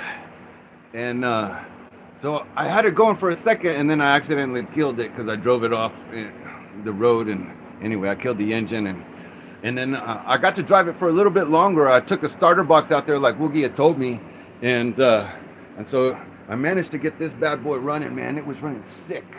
And initially I had it up to 50 miles an hour, so I'm sure it's got more in it because it was only doing like the engine temperature was only at 170. But anyway, this thing is crazy fast, man.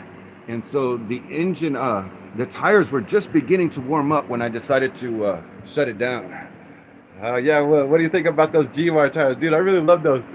Yeah, exactly, dude. Yeah, no, it was crazy, dude. Like, my adrenaline was rushing so hard, dude. I had to shut it down, man. It was just too much, man. I was sweating bullets and everything right there in the middle of the sun. Like, it's like 96 degrees out here, something like that right now. And so, man, and then my adrenaline rushing and everything, you know. And yeah, so I only ran it for probably 5 minutes or so, not very long. But it was just, and I wasn't even able to like get all the way in it. You know what I'm saying? As soon as it would hit second gear, like I'm telling you, even with this heavy ass, you can drift around the oval. Oh yeah, I'm sure you can, man. Even with this heavy S18 scale buggy, yeah, if you drop it down, you could drift around the oval. Yeah, it's definitely fun. Yeah. Yeah, so I was running that. Oh, look, A2RC says, hope that the Woogie is saying, he's talking to me and Woogie. He says that the hopes that the new Nova engine company comes out with their .12 race engine soon. Oh, he's got a build ready for it, but they're on delay for about a year. It seems like. Yeah, thankfully, I managed to find this 353 Race 12 over here. I put it back in the box, and yeah, that one will be going on. I think I'm gonna put that one over here on the Edom, over here. I think that's where it's gonna go, man. And yeah, so thankfully I found a badass, race modified, Nova Rossi .12. Because yeah, those are kind of hard to find. Oh, and you know what else you missed, A2RC? I got a new Ferrari body for the it's either gonna go on the Kyosho, but I'm thinking I'm gonna use that Ferrari body for the Serpent. So this is the Serpent. It's just like the X-Ray basically, but this is like 20 years old, some vintage car or whatever. So I'm gonna put a vintage body on it. Mr. Portalema asked if I have a T-Max. No, I don't have a T-Max, brother. The only truck or off-road vehicle I actually have is this one here, the Slash. Or no, actually I have that one down there. I forgot about that one, the Red Cat.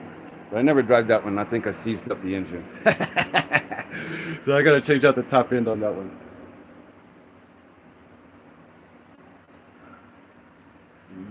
Texas, that'll be a crazy vintage build. Yeah, I can't wait to see it. Yeah, dude, I know, dude.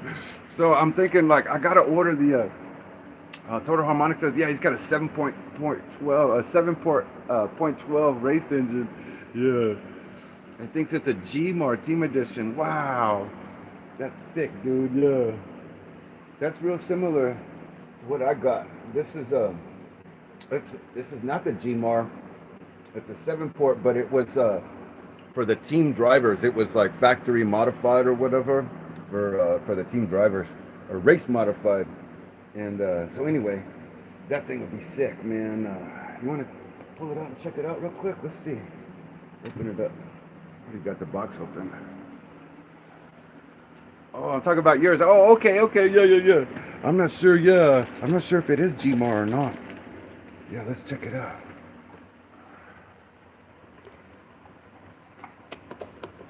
Here, let's see. Oh, yeah. Oh, it's the tuned edition, right? Yeah. So it's the tuned edition. Yeah, not the GMAR. Yeah, I think that's right. Yeah, it's the tuned edition. Because you can see, like, on the, well, when I took off the back plate, that's the only thing I could take off, because my screwdriver sucks. I couldn't get that off. But, yeah, on the rod, it says, like, tuned. Or not on the rod, whatever, on the crank. Hey, no problem, Xavier. You're the man. I appreciate that. Yeah, so this is the .12 plus 2 7-port. Yeah, this is the race modifier. Mr. Port Limit says he doesn't buy the .12s because they're so small, they're too small. Yeah, you gotta have a little bitty, like a 10 scale touring car to run these little bitty engines. But I wanted to start running, you know, these 10th scale cars, because I typically only run, you know, the 8th scale in the past. So I decided to, you know, start running the smaller engines to try and conserve fuel and stuff. And so then I got like a 10th scale car, and it says I have that engine exactly, and it flies. It's not broken at all yet. And he's, golly, I've had it to 65. He's, jeez, that's sick, dude. Yeah, this engine, man, I can't wait to get it in something, man. I was gonna put it in, I have a Mugen 1/10 scale like pan car, and I was gonna put it in there, but I was having issues with the clutch. Or no, it wasn't the clutch. It was the engine mounts. It was the engine mounts. That's what I was having problems with. So yeah, I'm having problem with the engine mounts, because on the Mugen, the engine mounts were designed for a big block, even though it's a 1/10 scale. But I don't want to put a big block like, you know, .21 in a 10th scale, like, you know, the Schumachers did or whatever. You know, I want to run a little one because it's got a little bitty fuel tank. You know what I'm saying? And if I put a .21 in there, it'll just suck up all the gas in like 4 minutes or something. You know.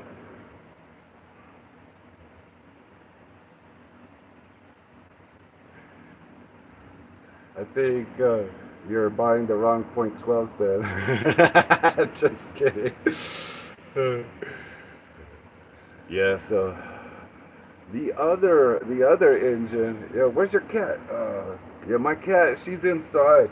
I think she's not feeling well. She's been having problems like trying to urinate. So she's been like dehydrated. So she's hanging out inside today because I guess it's too hot out here for her. I've been trying to shave all that fur off of her to try and help her cool down, but it's just too hot out here with all that fur too, so she's been hanging out inside. Yeah, if you have a standard .75cc fuel tank, then you're going to need a .12 to .18. Yeah, it's a little bitty fuel tank. Where is it? Yeah, let me go get it.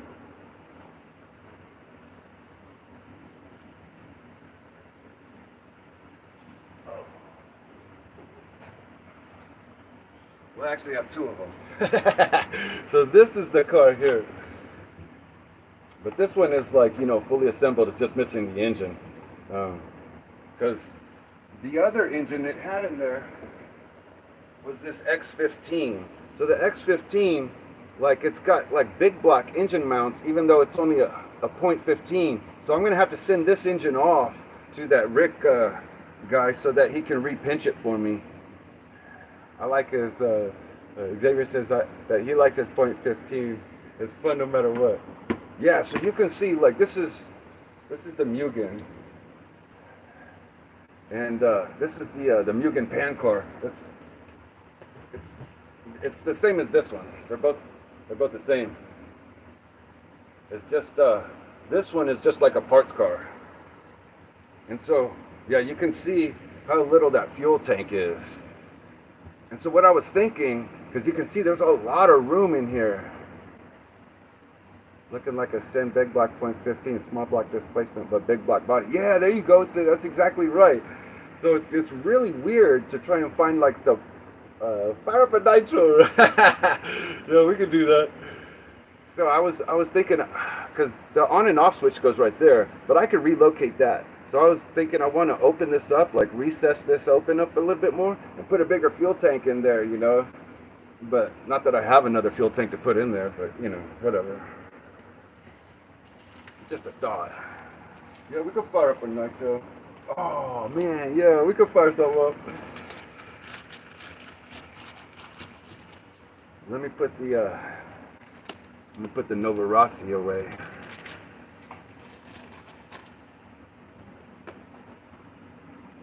Yeah, so that's the X15. This thing is an absolute beast, man. I couldn't believe how badass this engine is. And it's got the Syntax clutch on there, and it goes on the Mugen here, the Mugen pan car. And I actually got like I retrofitted these tires on there. These are from the Traxxas, like forget what it is. Some kind of trackless on-road car. But anyway, they were like a 2-inch rim instead of like a 2.2 or something like that. And so they're just really hard to find. And same thing with the rear. And so these were like some old associated RC10 tires that I found with a 2-inch. And so anyway, I took off the foam and then I just glued these rubber tires on there. It actually worked pretty good for the street. Yeah, the Fortec. There you go. Yeah. The Fortec. Yeah, that's what it was.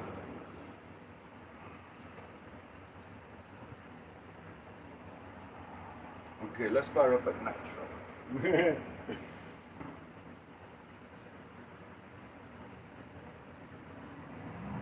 Let me, Mr. Porlevo, do you have the XTM Mammoth? No, I don't have the XTM Mammoth. I wish I did though, that thing's cool.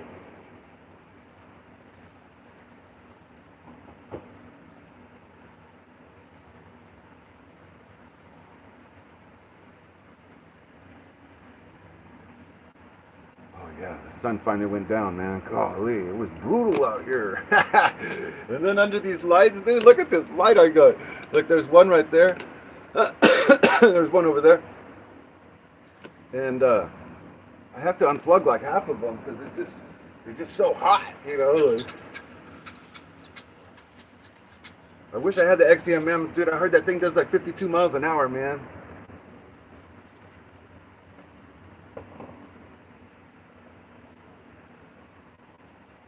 I know Hybrid was reading a magazine or something about that and said like that was the baddest monster truck or the fastest monster truck or something like that.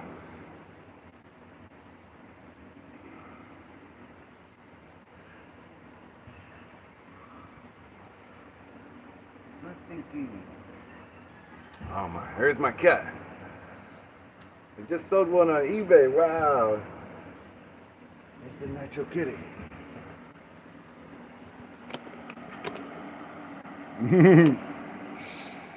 I've been trying to save that fur off of her, man. Texas, are you gonna go to Dallas and look at the car? No, I forgot to even talk to my old lady, my girlfriend about that. I was thinking, yeah, we definitely should do that. Yeah, I'll have to talk to her about that. Forgot to even talk to her about that. But I was watching it when it was gone. Ah, man. Yeah, I didn't even see that thing, the XTM Mema. Excuse me. Yeah, I need to talk to her about that. See if she wants to go up there and get that thing. JR says, "Oh, cute little kitty. Thank you, man." Yeah, she's like the half-size cat, man. I think she's really small. I think she's like some kind of dwarf kitty. She's 13 years old now, man. You've been hanging out with me for a while. Love that little cat, man. Her name is Little Stinky.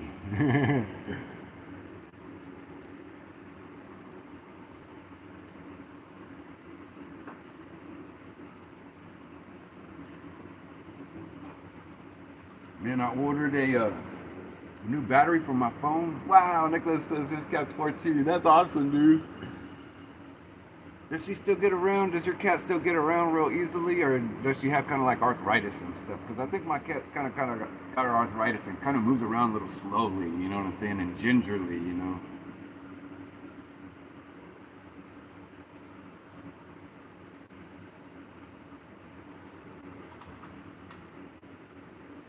Oh, wow. JR says he's got an Italian Greyhound, man. Wow.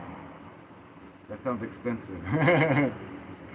Yeah, he's still going. Dang, man. That's freaking awesome, dude. Do you give your cat like any kind of special diet, like raw beef or anything like that? Sleeps a lot. Yeah. I think they sleep about 20 hours a day or something like that. Yeah, my cat sleeps all the time, too.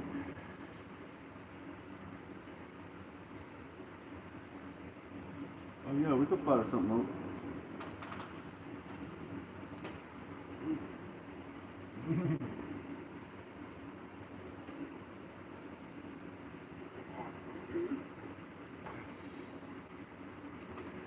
Notice here, he had to run and go do some stuff before it storms. Wow. Lots of treats and catnip. Lots of it. Oh, funny. I'm gonna have to clean this bad boy up. I flipped him and scratched the body real good, man. That sucks. I have to clean that up. Golly, J.R. Harvey says his dog, the Italian Greyhound, can run 25 miles an hour. Jeez, that's fast, man.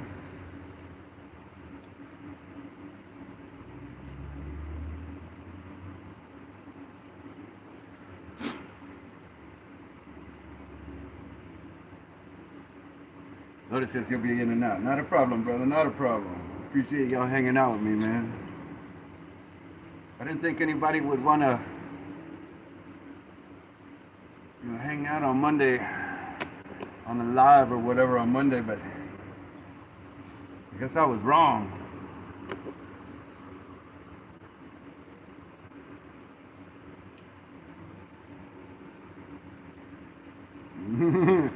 Xavier says, I'm always down. That's cool, man. Thank you.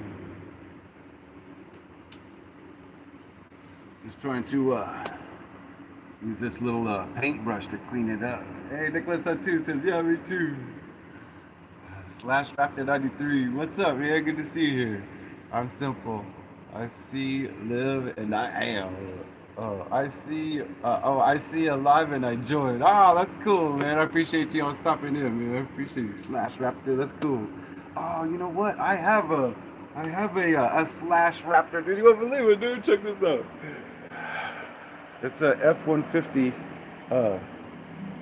Raptor on a Slash. Oh, how funny. Oh, look, there it is. I don't ever drive it anymore. I converted it to a crawler. But I'll have to get that thing going again. That was fun. I used to drive that back in the day.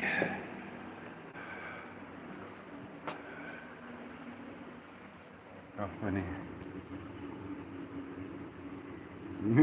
Sick. Yeah, thank you, brother. I appreciate that.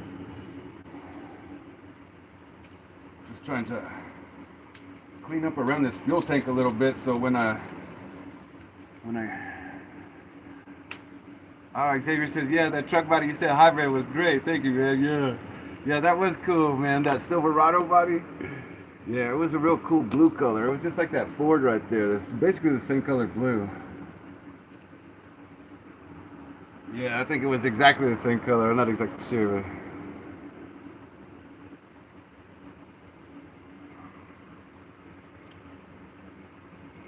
JR says his first RC was the Grasshopper. Oh man, those that was an awesome platform back then. I wish I could have had that Grasshopper. What did I have? The very first RC I had, like hobby grade RC, was well, let's see. Well, when I was a kid, my mom, she bought me one of those golden arrows or whatever from Radio Shack, and so I had that one, but it wasn't really hobby grade, you know what I'm saying? I had another one she had bought me. It was called the Mad Wolf, and it was made by Monogram, and it had trailing arm suspension similar to like the JRX2, only it was chain drive, so it was very, very, very strange chassis the way it was laid out. It was like a monocoque chassis, all plastic, and on the back it had like trailing arms that would like pivot. Oh yeah, the Fox was lightning. Yeah, it was, dude. One of my friends had the Fox, dude, and one of my other friends had the Blackfoot, man. And I used to go to his house all the time just so I could play with his little car, but he would never let me, like, you know, run it until the battery was almost dead. And then once it was almost dead, then he would let me, you know, play with it for a little bit, you know what I'm saying? So I never really got to play with it too much. That's how the kids were back then, you know. So funny. Xavier says when he lived in Montana, the Radio Shack there was the local hobby shop. Yeah, it was very interesting though. Yeah, dude.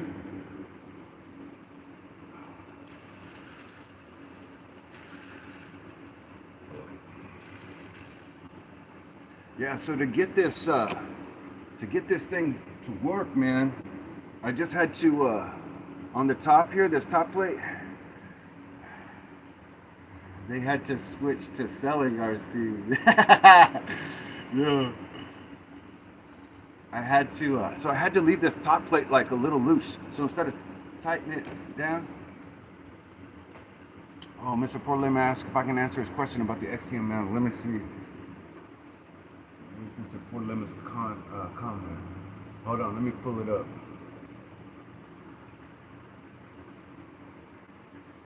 I don't see your question here, Mr. Portland. You were asking a question about the XT amendment? Hold on. Let me see if I can find it.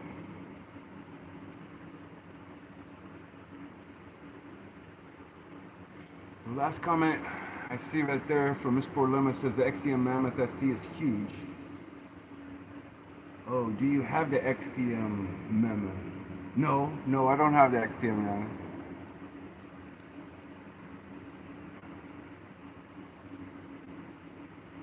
Back in the day, the wolf. What does that mean? Phoenix says back in the day, the wolf. Oh, Mr. Portland says fire up a Nitro. Where's your cat? I can fire up this one.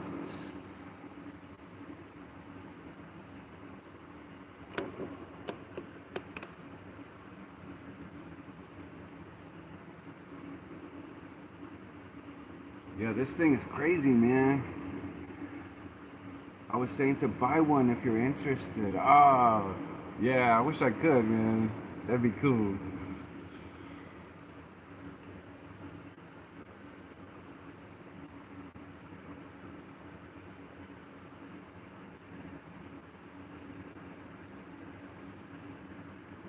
Phoenix, I think she's talking about Airwolf. I'm not sure. That was a cool show, Airwolf.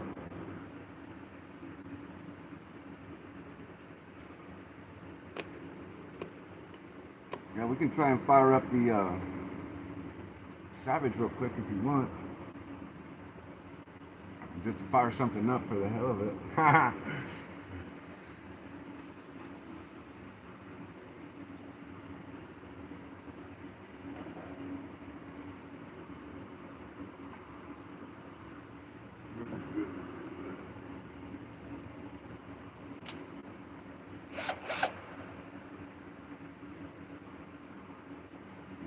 Let me prime it first.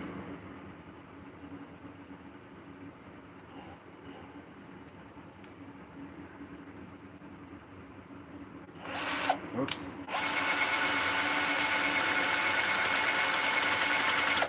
All right.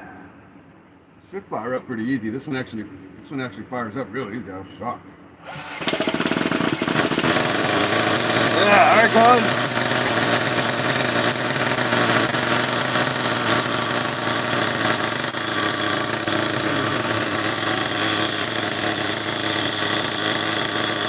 That little thing is a beast.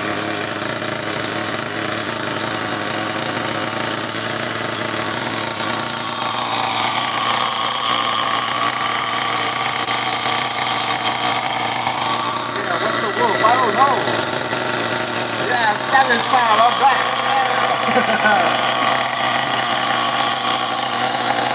Yeah, this thing is nuts, man.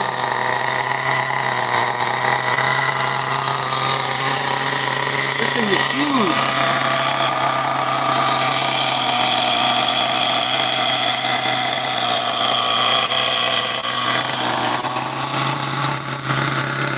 Oh, the wolf is on that. Let me shut that down. Man, that thing starts so easy, dude. I'm shocked, you know. Yeah, it's got a great idle. I know it, man. Oh, my girlfriend was talking about the Mad Wolf that my mom got me. You missed it, Hybrid. Yeah, I was running the Kyosho GT1 earlier, man. That thing was flying, dude. And I could barely get into it. You know what I'm saying? Just because it was just going so fast, you know. Oh yeah, the guitar. Yeah. I'll be back and forth. Yeah. Not a problem, brother. Yeah, it's got that Novarossi 28 in there. Yeah, exactly. Oh, he was re-airing stuff. Oh, okay. Yeah, so this one's got that Novarossi 28.8 in there, and I've got some like internals to go in there as well, like to race modify the internals. So I've got like the piston and the sleeve and the head button and all that stuff to go in here, and they've all been like race modified, Gmart race modified. Over there, like in the box still. I haven't even. Well, I want to get the bearings for the engine first, but I gotta talk to Woogie and figure out what size those bearings are. He told me that they were an odd size or something, and he gave me a link, but I never wrote it down. Something like that.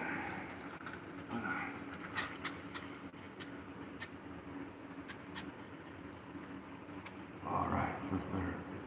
Man, even the water gets hot just sitting out here, man. So I like spray myself down to try to cool off, but it's like even still hot.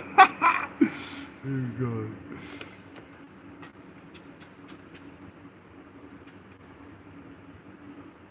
Ah, but it does feel better, man. Thank God. Yeah, I don't want to run the Big Joes like too hardcore because they're all kind of dry rotted out and stuff, you know. So I'll just use those like a crawler. Good luck. Keep it in front of the wheels on the Savage. Oh, I know it, dude. This thing is nuts, dude. I couldn't believe it, man. Like, I couldn't believe how much like torque that, you know, that Savage has, man. It just lifts up the front end, no problem, dude. Like, it flipped it over so quick. Yeah, yesterday I was running it in the driveway and it flipped over and I scraped the body and it got a bunch of, you know, dust and dirt on it. Look at that from the driveway. So yeah, dude, I was shocked. Like, I didn't think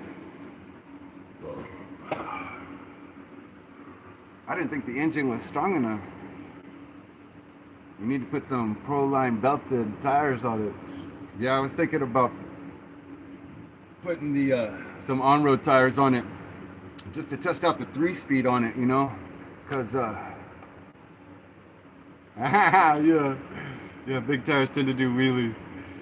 Yeah, man. So I was thinking about putting some on-road tires, like, you know, like some of those Gmars, or I've got some XO1 tires I could put on there too, and just to run it on the street to make sure it shifts to all 3 gears and stuff. But you know, I'm honestly just happy with it, you know, even just in the first gear with those big old tires on there, man. It's just so much fun to drive. Like, you know, it reminds me of just a monster truck, and it's all bouncy and it's all jumping and stuff.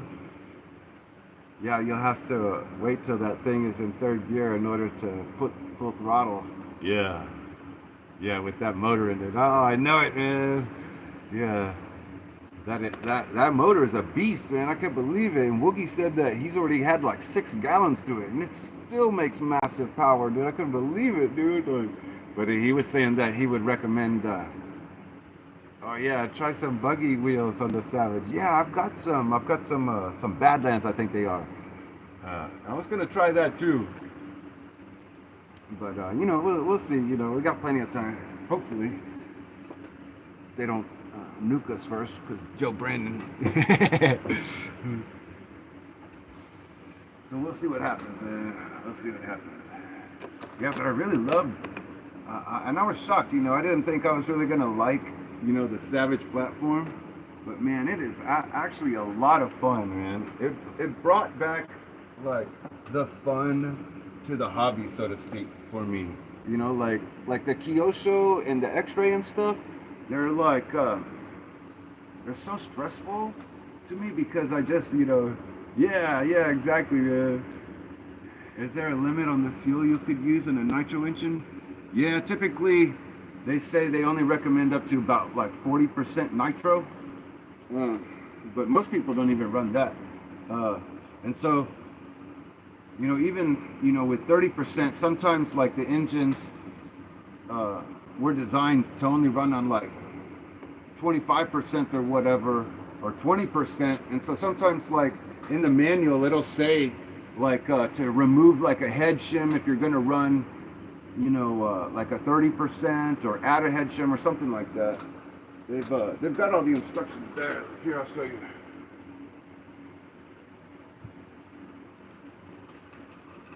So this is the Novarossi Race 12, and whenever you order an engine, like it'll have the instructions.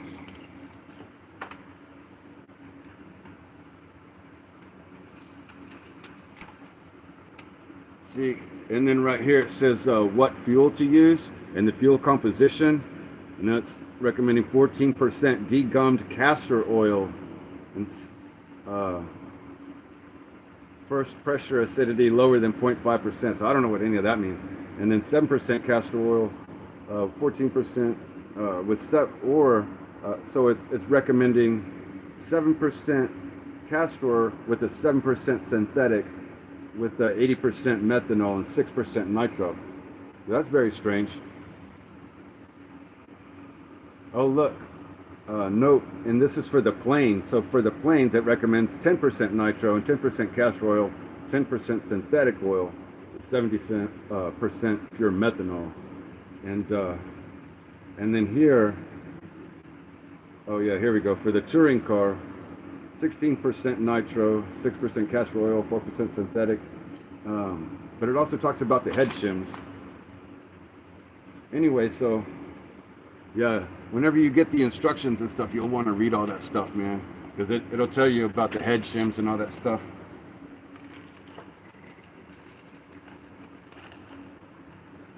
And some of the engines like that were made to say be run in Europe or whatever were designed to run on like say that 16%. So the head shims are different.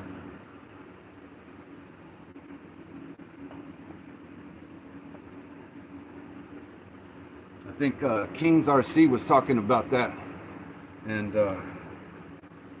Woogie was verifying that with this Corsa-Tech engine, because there's two different versions. I guess the European version and then the US version. And so I guess the head shims are different. It has something to do with the nitro content.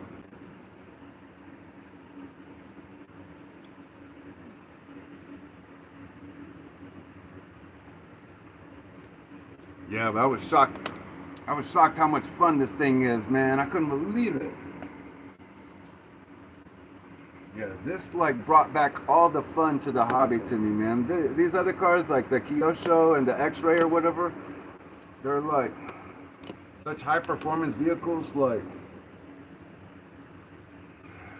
you know, it's so stressful, you know, but like this one right here is just so much fun. Total Harmonics Distortion says Europe has a ban on nitro above 16%. Yeah, that's what I was thinking, something like that. Xavier says, wait. We can cook that up, no problem.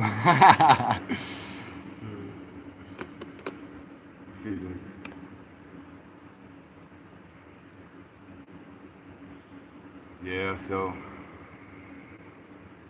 I guess I'm gonna have to, I'll probably get rid of that buggy and that one over there. Probably get rid of a few RCs that I don't use, you know? They just sit there. And then that one over there, that's the, oh no, my cat's getting in a fight, hold on. I'll be right back.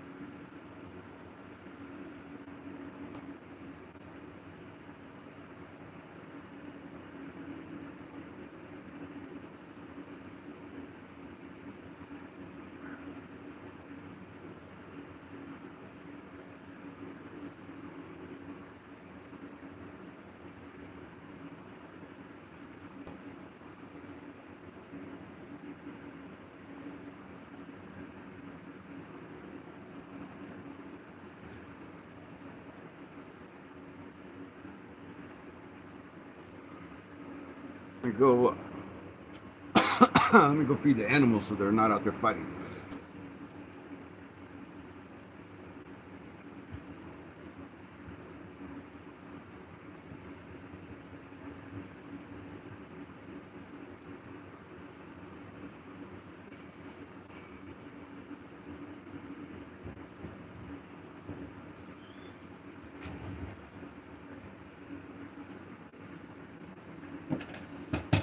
Sorry guys, give me a second. Let me go feed the.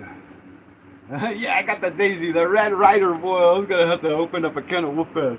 Let me go feed them real quick so they're not out there fighting.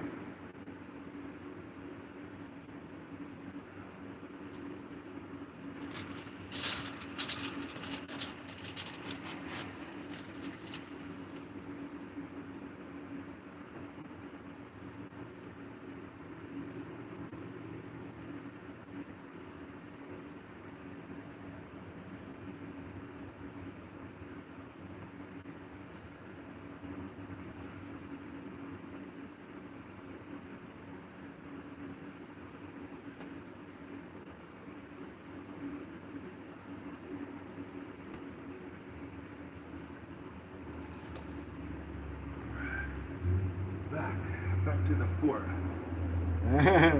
All right, we're back.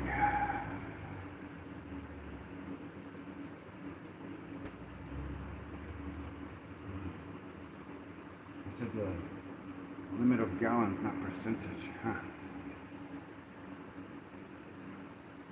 Yeah, it's crazy, man.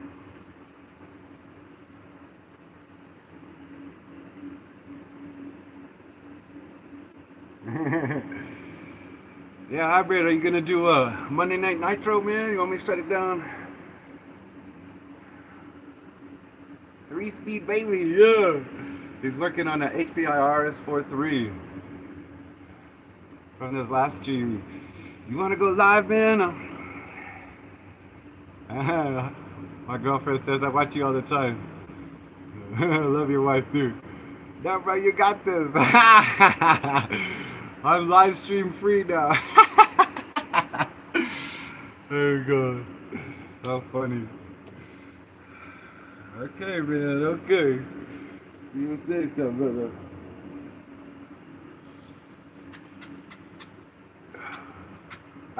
You guys are the best. So thank you, man.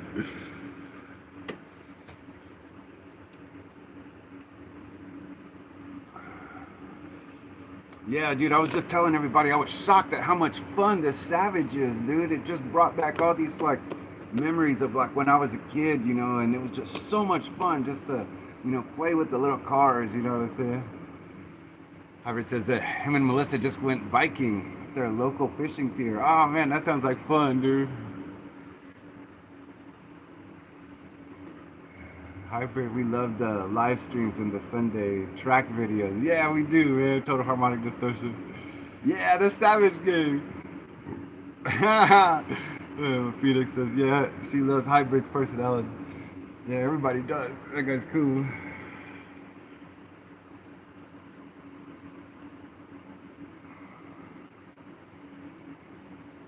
Yeah, so yeah, I was just telling him how much fun like this thing reminded me, and you know, of like when I was a kid, you know. Maybe one last live this Sunday. Oh, one last track live. Oh yeah, the Savage is a beast. Yeah, they were a beast with that kid.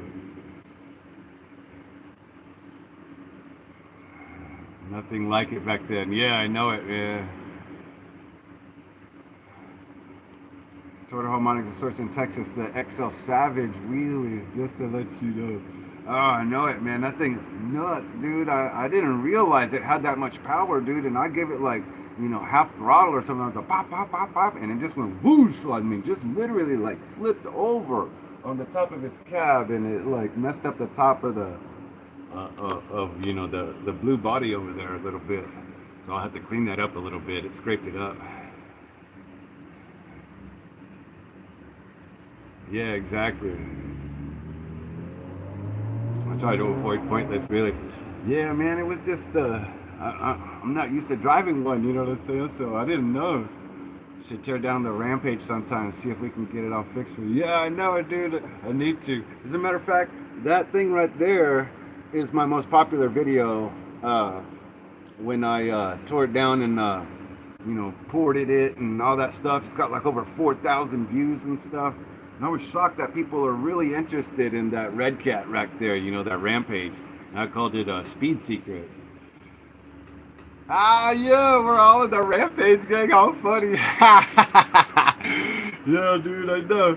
And so, like, that thing was just like, it was a lot of fun, while it was running and stuff. But, I haven't really done much with it, man. So I put this big old gigantic 35 tooth on there to give it like the most top end I could get out of it, you know what I'm saying? And it was running fast, dude. I want to say I got it up to close to 40 miles an hour. Ah, yeah, exactly. Especially he's got like 4 different Rampage models. Yeah, dude, that's freaking awesome, man. So yeah, I ported that engine, but I want to put the stock one back in. I'm gonna have to buy like a new ring and piston, I think, for it, because I think I blew up. I think it seized up and doesn't want to start now. Because I just ported it too much or something, and I was running probably too lean or something. I don't know what happened. Anyway, it died. So I'll have to rebuild that thing and do another video. Mr. Port Lemon wants to know how does he change the clutch bell on his XT Memo? Well, he's got the XR Rally hybrid, says, and the XT. Oh yeah, the XT has got that 2-speed on it, and the old Rampage buggy. Wow, I didn't know you had the buggy too. Is the Rampage like the Baja? No, the Rampage not like the Baja at all. It's completely different, dude. It's like, yeah, there you go. See, it's an old design. Yeah, there's no center diff. It's got a center spool, and so it's 4-wheel drive. Which is basically why I bought it, because oh yeah, you can't really see.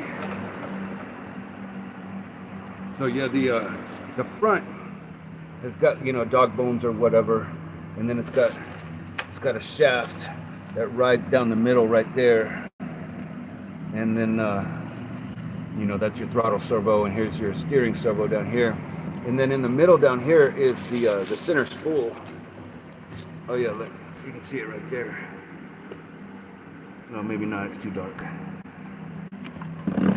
Yeah, so it's completely different. And these were some 24 millimeter wheel conversions that I was gonna put on there, but it ended up not fitting, just like everything else. So I kind of gave up on it, man, after I bought that damn thing. Like, I bought the wheel conversion because I wanted to put, like, normal HPI style wheels on there, like from the Baja or whatever else, because I kept killing those factory wheels because they have a little square hex or whatever instead of like the 6-sided one. Yeah, exactly. The Red Cat's got a weird hub. I know it, man. And so I wanted to pull those off, but the problem is that the factory axle is only a 10 millimeter, and those conversions I have are like a 12 millimeter on the inside, so it doesn't fit, you know what I'm saying? It kind of just broke my heart after that, and I kind of gave up on it.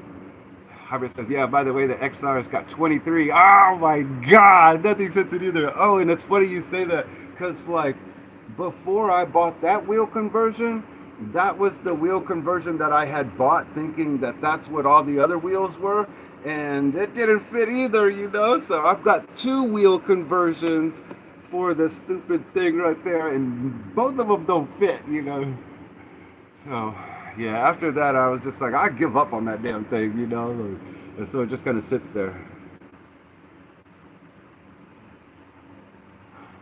But I'll have to get back into it, man, because that's definitely like the most popular video, and people want to see that, So I'm thinking what I'll do is either just buy a top end kit, or I'll just get a new engine for it.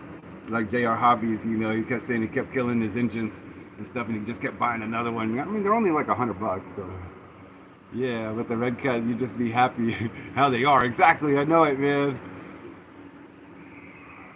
Yeah, like I saw that dude at the track when you went up to the track that one time, Hybrid, and he had the wheel conversions on his, and he was running different wheels or something. And I was like, oh, dude, I want to do that, you know. Oh, a Taylor 35 shoot. That thing would probably get destroyed, yeah, with the Taylor 35 on there, man. At least it's not a lipo fire. Yeah. Yeah. See, you can get 24 millimeter conversions for them. So that's what I bought. Yeah, so this is the 24 millimeter conversion that I bought from RC Waffle, I think it was. Man, these things are light. It's super lightweight aluminum. See, but the problem is that this inside diameter is like 12 millimeters, and the axles I have are only like 10 millimeters. So it just like wobbles around in there. You know what I'm saying? I'm like, you gotta be kidding me, man. Like, and the last one was the same way too, but it was a Red Cat, and there were 23 millimeter. And so this thing was like $60 just for the stupid wheel converters, and it didn't fit. You know, it made me so mad. So after that happened, I just gave up.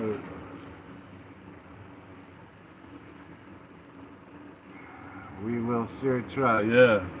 Amen, brother.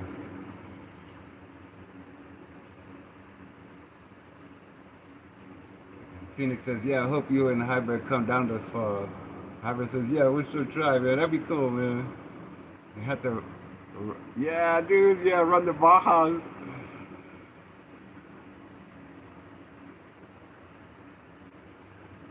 Yeah, I stopped trying to make mods to the Red Cat because it's useless. You better just run it as is. Yeah, I know it, man. Exactly.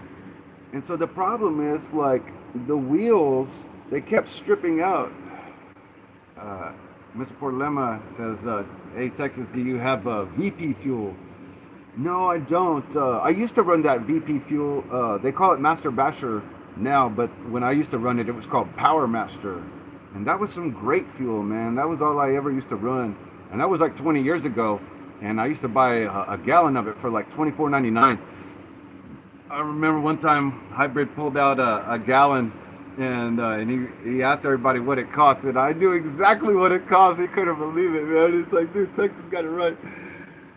Yeah, because I used to pay for it like $24.99 a gallon for it all the time. And then now, like 20 years later, when I get back in the hobby, you know, it's like $40 a gallon, you know, and I'm like, man, yeah, yeah, exactly. Ira says, yeah, it still got some old nitro fuel, including the HPI. Wow. I didn't even realize that HPI made fuel, man. That's crazy.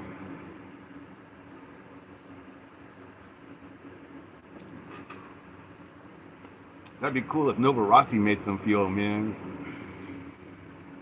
But you know what? I really like this new fuel I'm running, dude. This Blue Thunder, dude. I gotta say, like, I'm really impressed with this Blue Thunder, and I've only run it for a short time. Little Sword Cody says, hey, can I get one of those Modelos, bro? Hell yeah, man. I got plenty of them, believe me. I keep that in stock. Mr. Portlemma Hybrid, tell Melissa and the cat hi for me. Oh, yeah. So I'm really impressed with this fuel, man. It's only 11% oil, 20% nitro, but this stuff is like, I want to say it runs better than the Bones Brew, man. Because the Bones Brew, for some reason, and maybe it's just me, because, you know, I don't know how to tune very well, but whenever I was like running that stuff, like the car would be going full blast, you know what I'm saying? I mean, and keep in mind, like, my engines are still being broken in, so at the time they were still being broken in, but the car would be going full blast, right? I mean, all the way down on the trigger and everything, you know, and the engine temperature is only at 170, but all of a sudden, like, the engine would just turn off, you know, while it's doing, like, you know, 30, 40, 50 miles an hour, you know. Yeah, I like the Blue Thunder. Yeah, Crazy Doug, yeah. Yeah, he was saying that the whole time, man, and I was like, really? Okay, yeah, then I'll get that stuff. And the thing that really sold me on it was that guy like Ron Paris had designed it. Oh, your low end is lean. Oh. Yeah, let me adjust that real quick before I forget.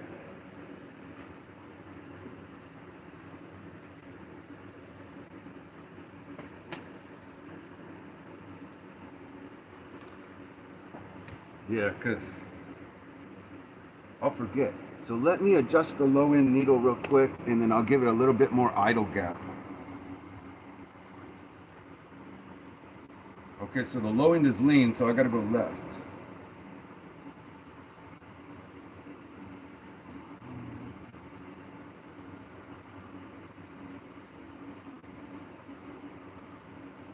Okay, I turned it about 2 hours. Ah, Crazy Dad Nitro's gotta go. Yeah, it's good to have you here, man. Yeah, thank you, brother. I appreciate that, man. We'll see you next time, Crazy Dad Nitro. Oh, like 2 hours max. Okay, yeah. So I turned it like 2 hours. And the high seems a little rich. Oh, okay.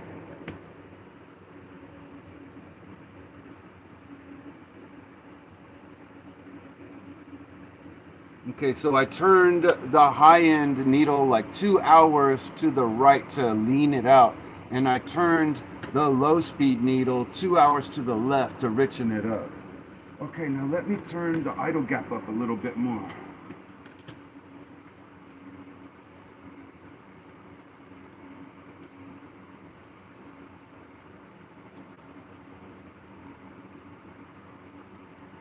Okay, so I turned that like 2 hours. So the idle gap, I opened it up like 2 hours. Everything I did was 2 hours. So I richened up the low. Just see where it's at on the idle. Oh, adjust it when it's running. Oh, I see.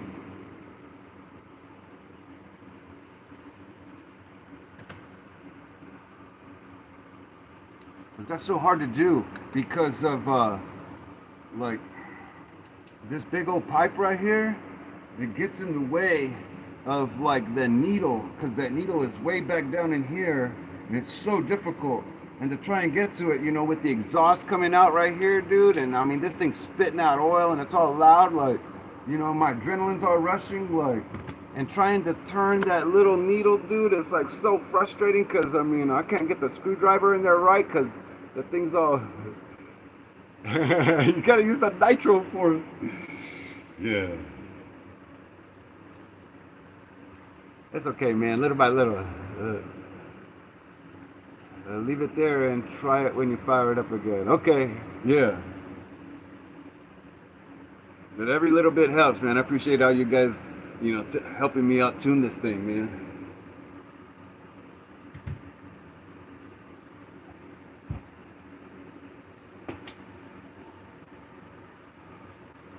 Yeah, because when I first got into the hobby, I bought that car. That was like that was really like my first Nitro that actually worked. The Kyosho GT1. I had bought the RS4 before that, but the engine was all it was I mean it was leaking out of like the bearings and stuff, and it wouldn't even run. The pinch was all gone. It's still light. Fire it up and see what we can do.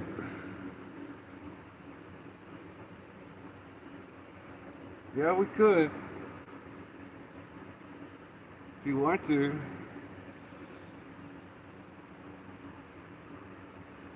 We'll just try and do the test bench. Yeah, it's up to you. We'll just try and fire it up.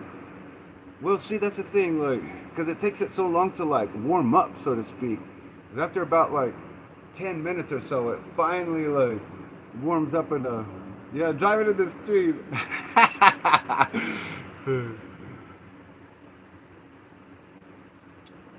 All right, let me see if I can get a photo. I still got a little bit of fuel left too, so we'll try.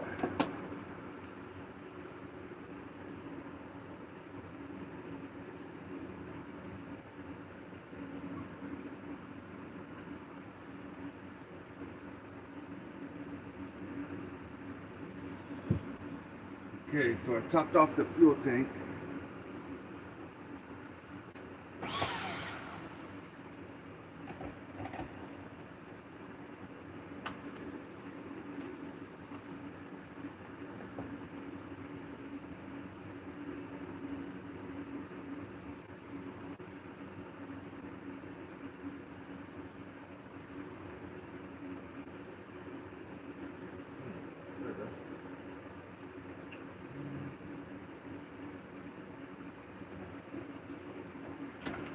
So this plug, I'm trying to get my what's it called? My remote to charge, because I've got this little charger here, and in the back it's got that little port. This port level says, yeah, Blue Thunder is good fuel. So I'm trying to get this thing to charge. Mosquitoes. But it's acting real like it's not making good contact.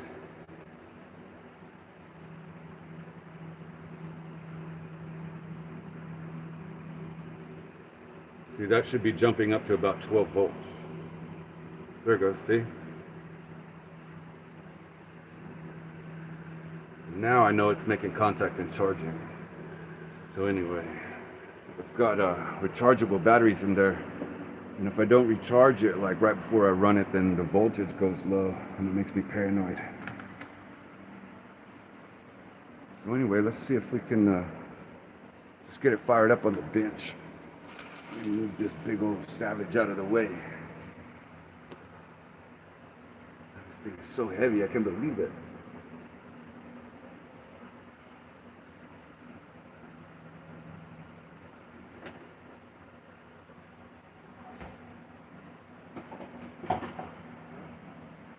Good enough.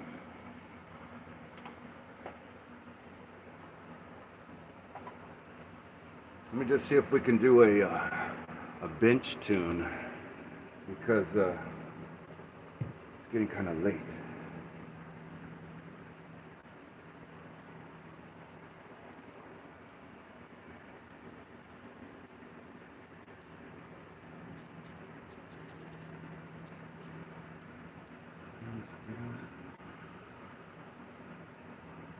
It's 9:30. Wow. Oh, it's 8:30 here. Get it nice and warmed up first. Okay, hold on.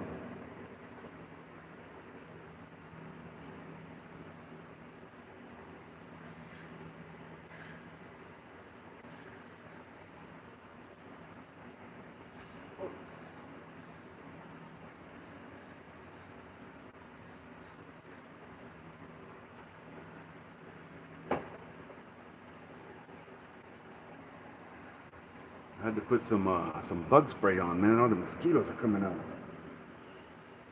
Let's see. Okay. Got my tuning screwdrivers, got the glow igniter, and the starter. Oh wait, no, this is for the other car. Okay. Try and start it up, see what happens. Oh wait. I need the little hose.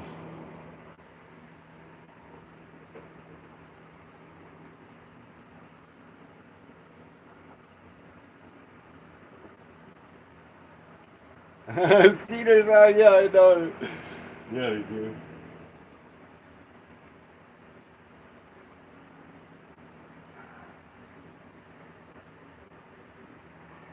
Okay, let's see if we get this thing fired up again, man.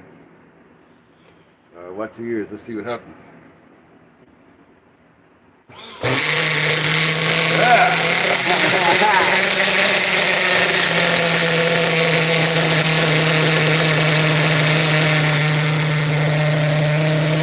That thing fired right up, I couldn't believe it.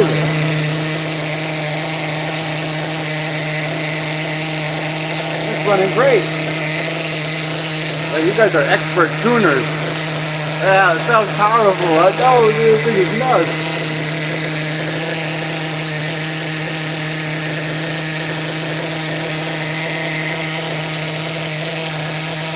Yeah, better sounding idle too. I know, it sounds perfect though.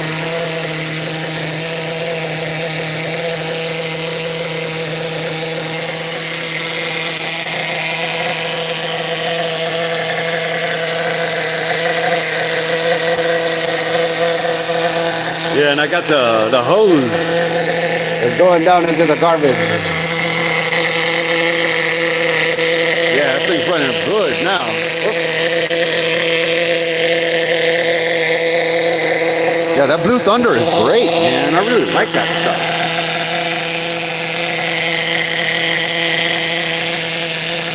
Oops.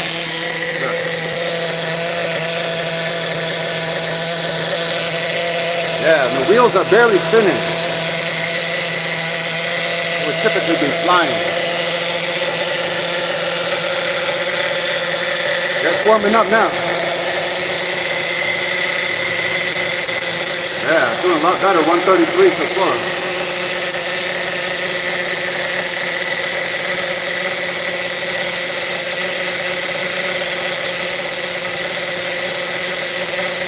Yeah, I'm really impressed with this thing. 1 hour richer on the low. Okay.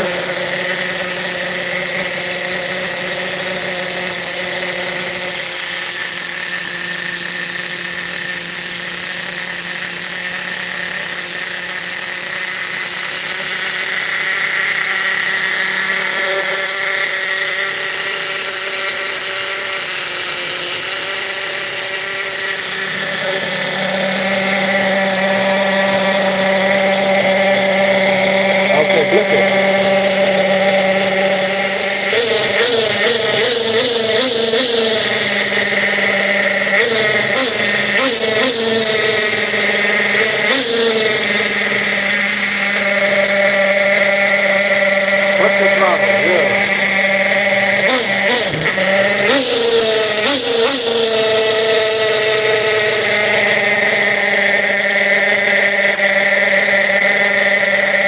I don't slow down. Okay.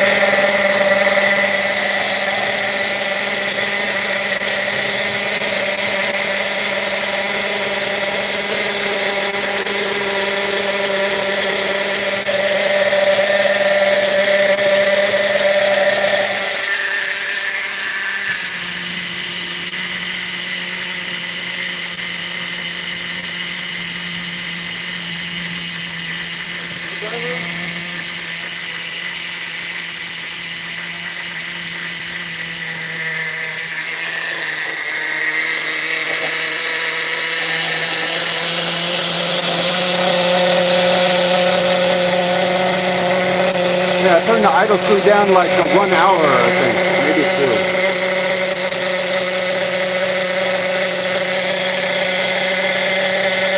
Yeah, I turned the idle screw down a little bit more.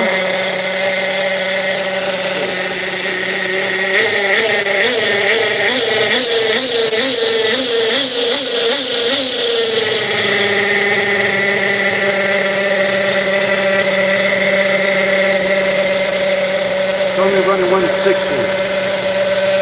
Turn it down to the wheel stop. Oh, okay.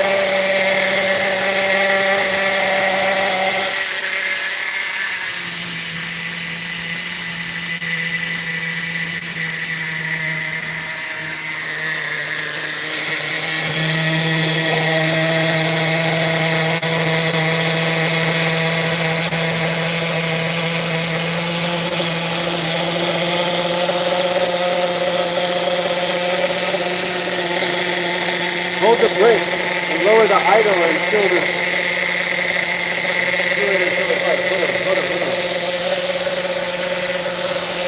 Hold the brake on and lower the idle. Stop through until it dies. Then raise it a quarter at a time.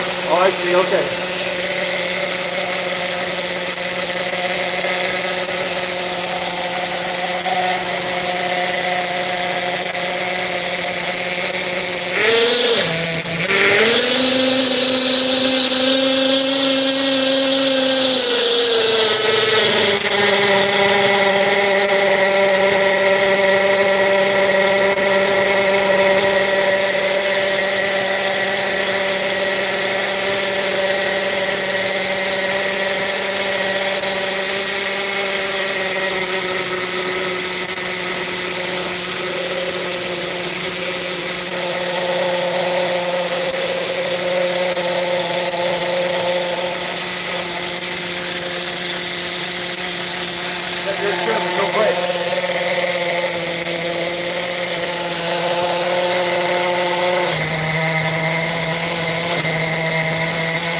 Yeah, I got the trim set to no brakes.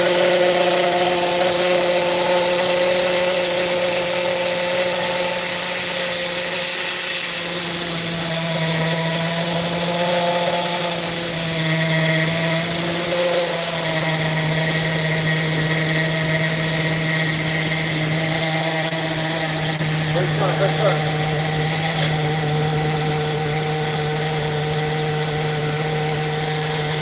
Okay, so I got the brakes on now.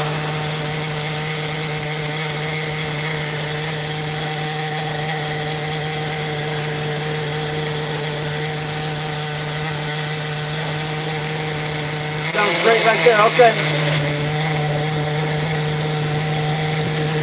Yeah, it does sound pretty good.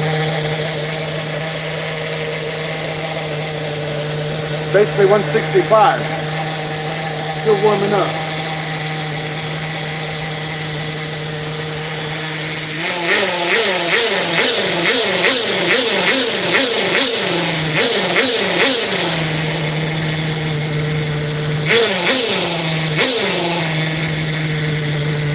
Yeah, it's running a lot better.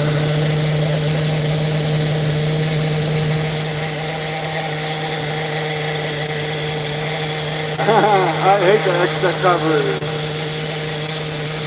I bet it would sit still. Let's see. Yeah. Yeah, it sits still fine, just like that. No RC run away on that one.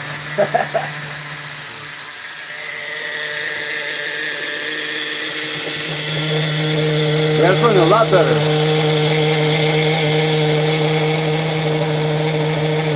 The road seems good. I would just lower the idle a bit more. I need to make a miniature exhaust gas temperature meter for RC.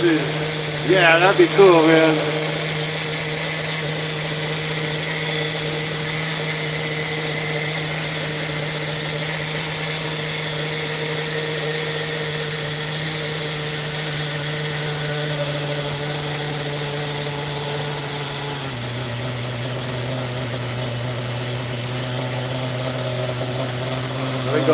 I lowered the idle gap like an hour or two. Look at that, now it stopped. That's amazing, man. This thing has never run this good. Oh, I tried to give it gas and it died.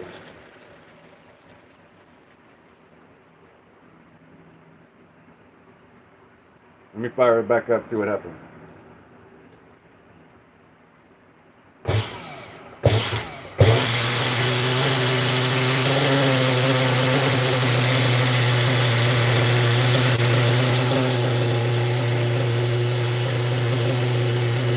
It's only 159.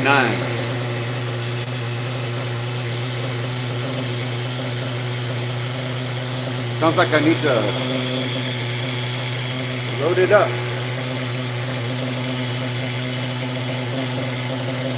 If you're trimming neutral, basically, let's see.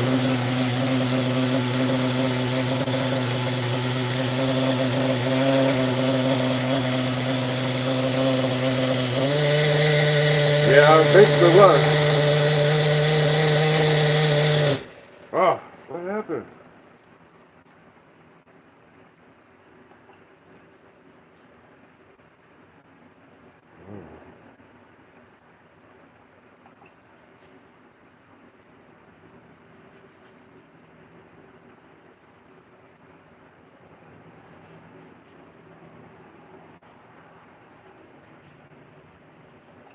All right, let me double check again.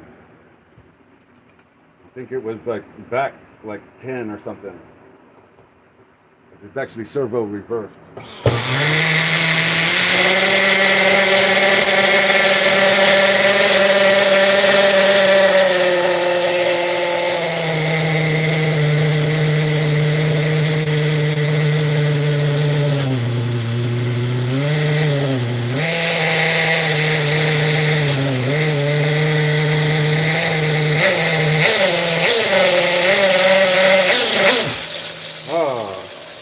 Tried to give it a little bit of gas and it died.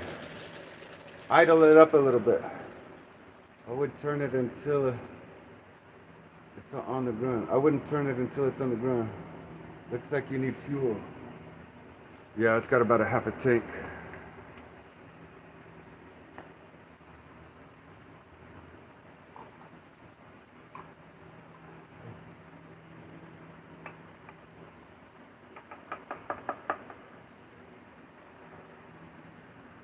getting closer anyway.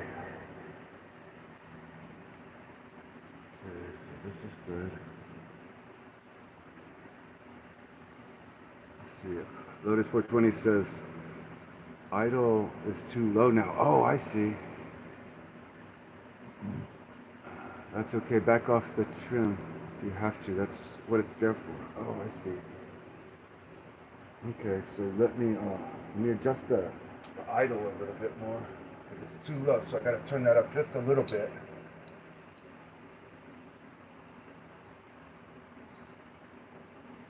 I think that's better. Okay.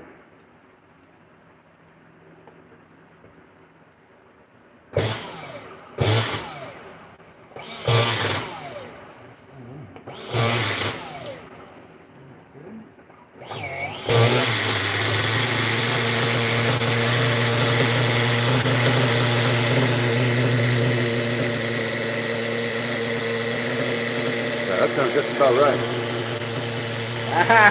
Not put another rocket car, but forget about it. Yeah, exactly.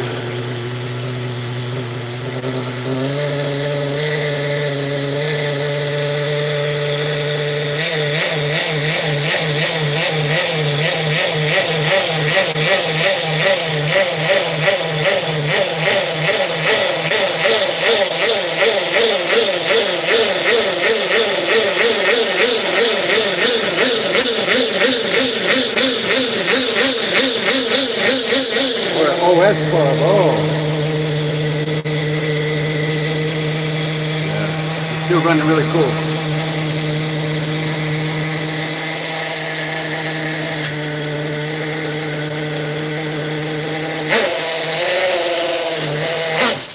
Oh. That's alright. It's getting a lot closer. I'll just leave it there for now before I mess something up.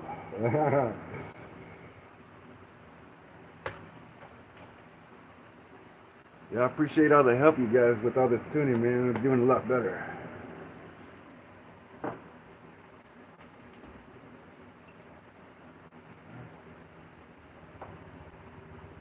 I can start working with that. It's a lot better than what it was. Lean out the low and drop the idle. Okay.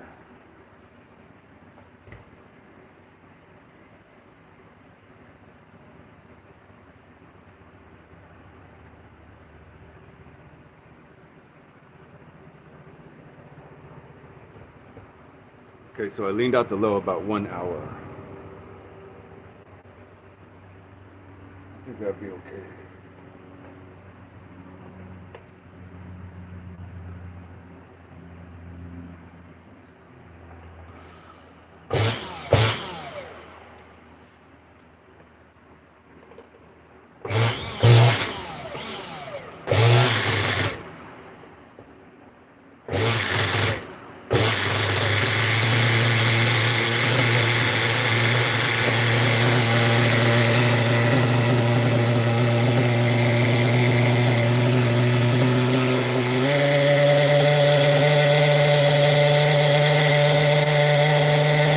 Yeah, tuned on the good.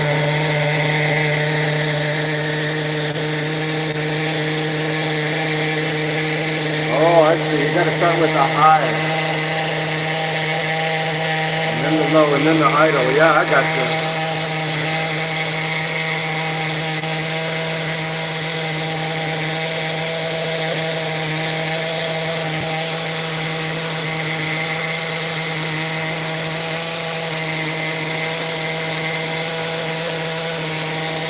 Let me try and do a pinch test to see what happens.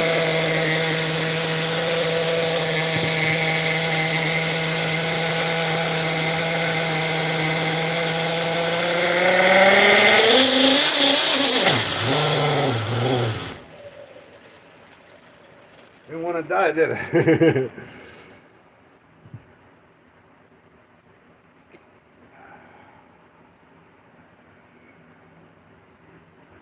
Yeah, it's hard with the wheels. Oh, that's lean. Oh, is that right? Yeah, when I pinched it, it went real lean. It went. Wee. Woogie says he generally runs a .4 idle gap. And you know, like I started off with like a 0.5 millimeter idle gap, but I want to say the factory carb setting go with like a 1 millimeter, and I think it's because the port work on that engine is like unusually poor or whatever, and I ran into that problem with the chainsaw. Yeah, and he says he'd run them as low as .2, and so if they're ported a lot better, I think you can run your idle gap a lot lower. But with the rough port work or whatever like this, the LRP stock has the 32, then you have to have a higher idle gap. Otherwise, it just wants to shut off because the port work is, you know, kind of rough. Oh, I see. Woogie says you'll know if it's too low because when you blip it, it'll bog down with the lean bog and it'll start chattering. And Woogie says he would drop the idle a little bit more. Yeah, I had it like 1 hour less and the wheels stopped spinning or whatever, but then it sounded like it wanted to die or whatever. So I kind of just turned it back 1 hour more.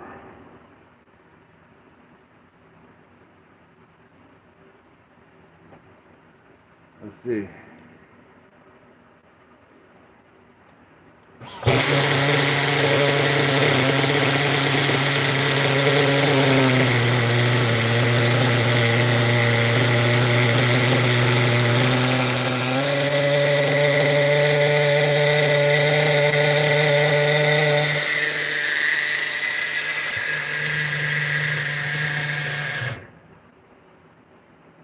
Yeah, if I turn the idle any bit lower, it's rich just a bit.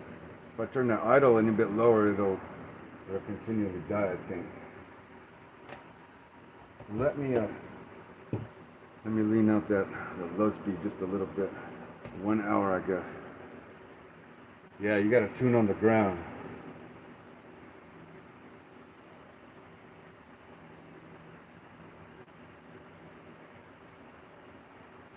Okay, so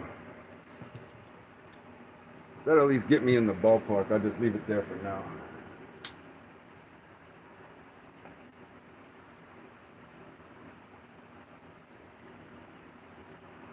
Yeah, I appreciate all the help, man. Total Harmonics Surf says, right, lower the idle gap, then lean the low end until it runs right. Oh, I see. Lower the idle gap and then lean it out until it runs right. Oh, okay.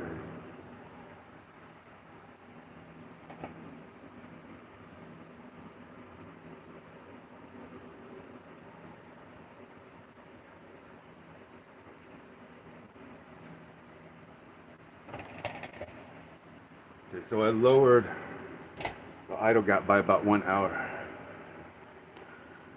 Poor Lemon says, sorry, I'm back now. And Hux RC says, yeah, the LRP is known for having some bad carbs. Get something like that Hobeo H30. It's only about $38. Wow. Yeah, I'll have to look into that, man.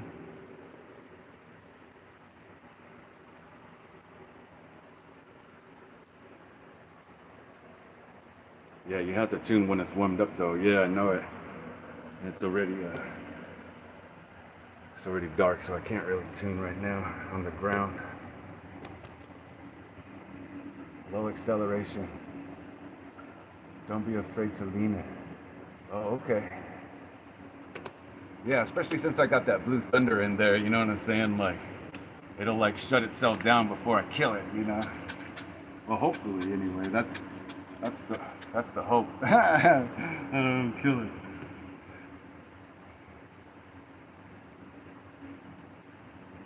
The 4.1 is actually a pretty good car. Yeah. Whenever you hear the engine making that chatter sound, you're lean somewhere on the top or the bottom. Oh, okay.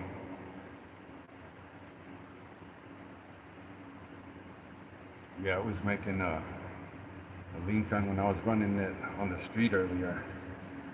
It was really low on the lean on the bottom side. Hello.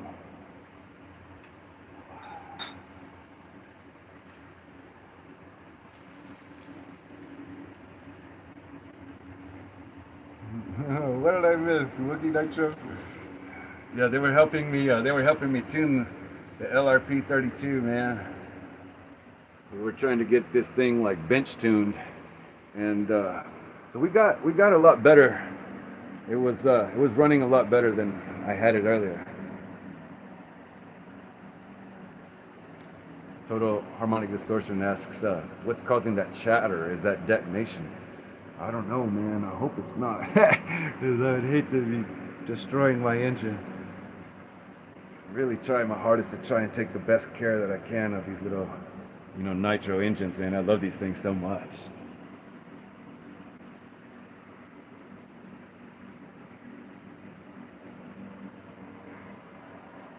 Yeah, this little LRP 32 is a beast, man. I really love this thing, dude. It's shocking.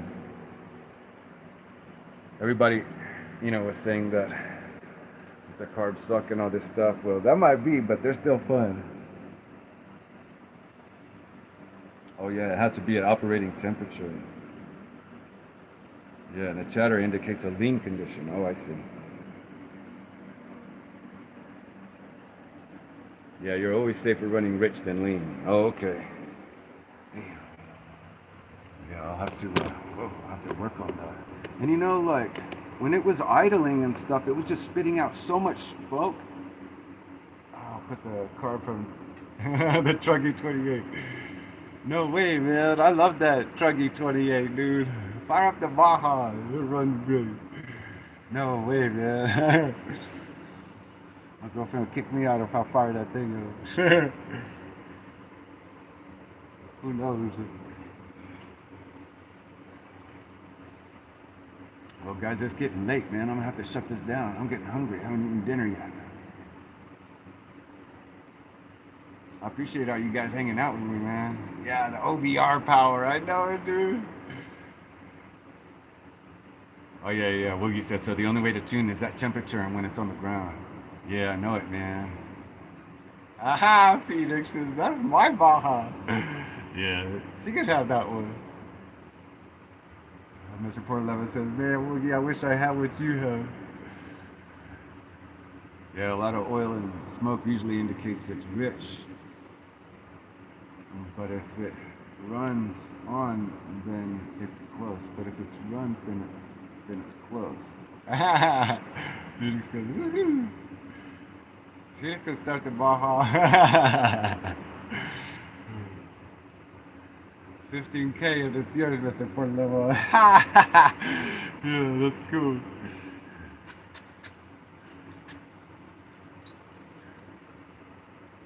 No.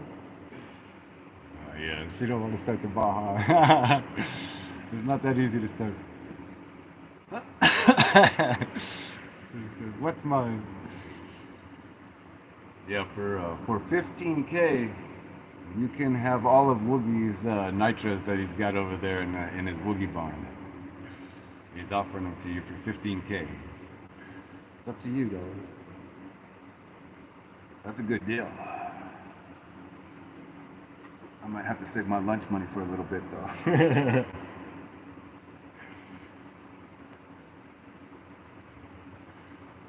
Mr. Portlever, are you a drinker?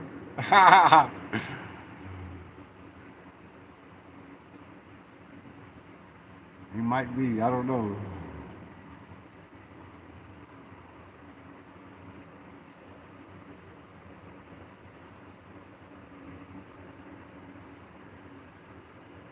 Yeah, let's see if Mr. Portlever responds.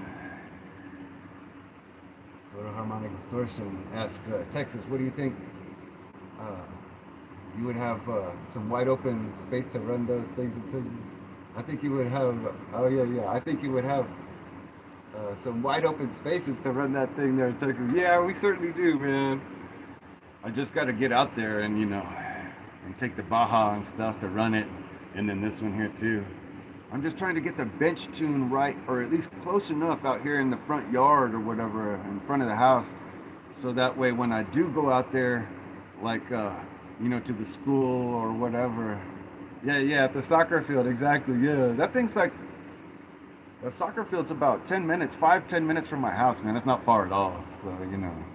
But I'm just trying to get these close, you know what I'm saying? So once I get out there, you know, I'll be able to just, you know, set it down and run it and, you know, fine tune it out there and, you know, do most of the bench tune or, you know, the two sight and sound. Yeah. It's all by sight and sound. Yeah. Don't go to the school, there's kids there. Yeah, or the Cranes Mill boat ramp.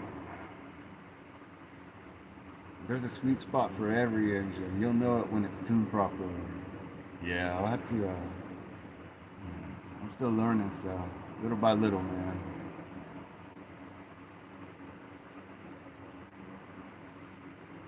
Well, you guys, I'm gonna shut this down, man. I gotta go inside and get something to eat and wash all this bug spray off of me. And then have another beer. Go get my cat. Mr. 411 says, keep the live on.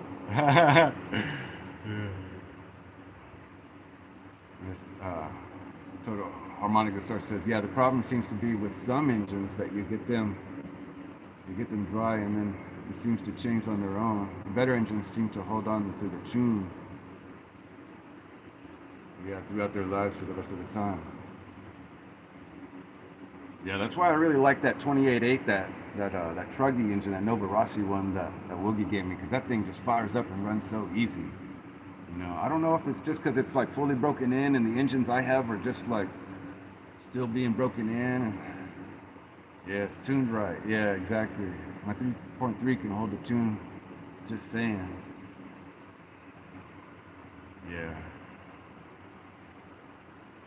Well, I'll get there eventually, man. You know, it's just a matter of time before I learn how to tune these things.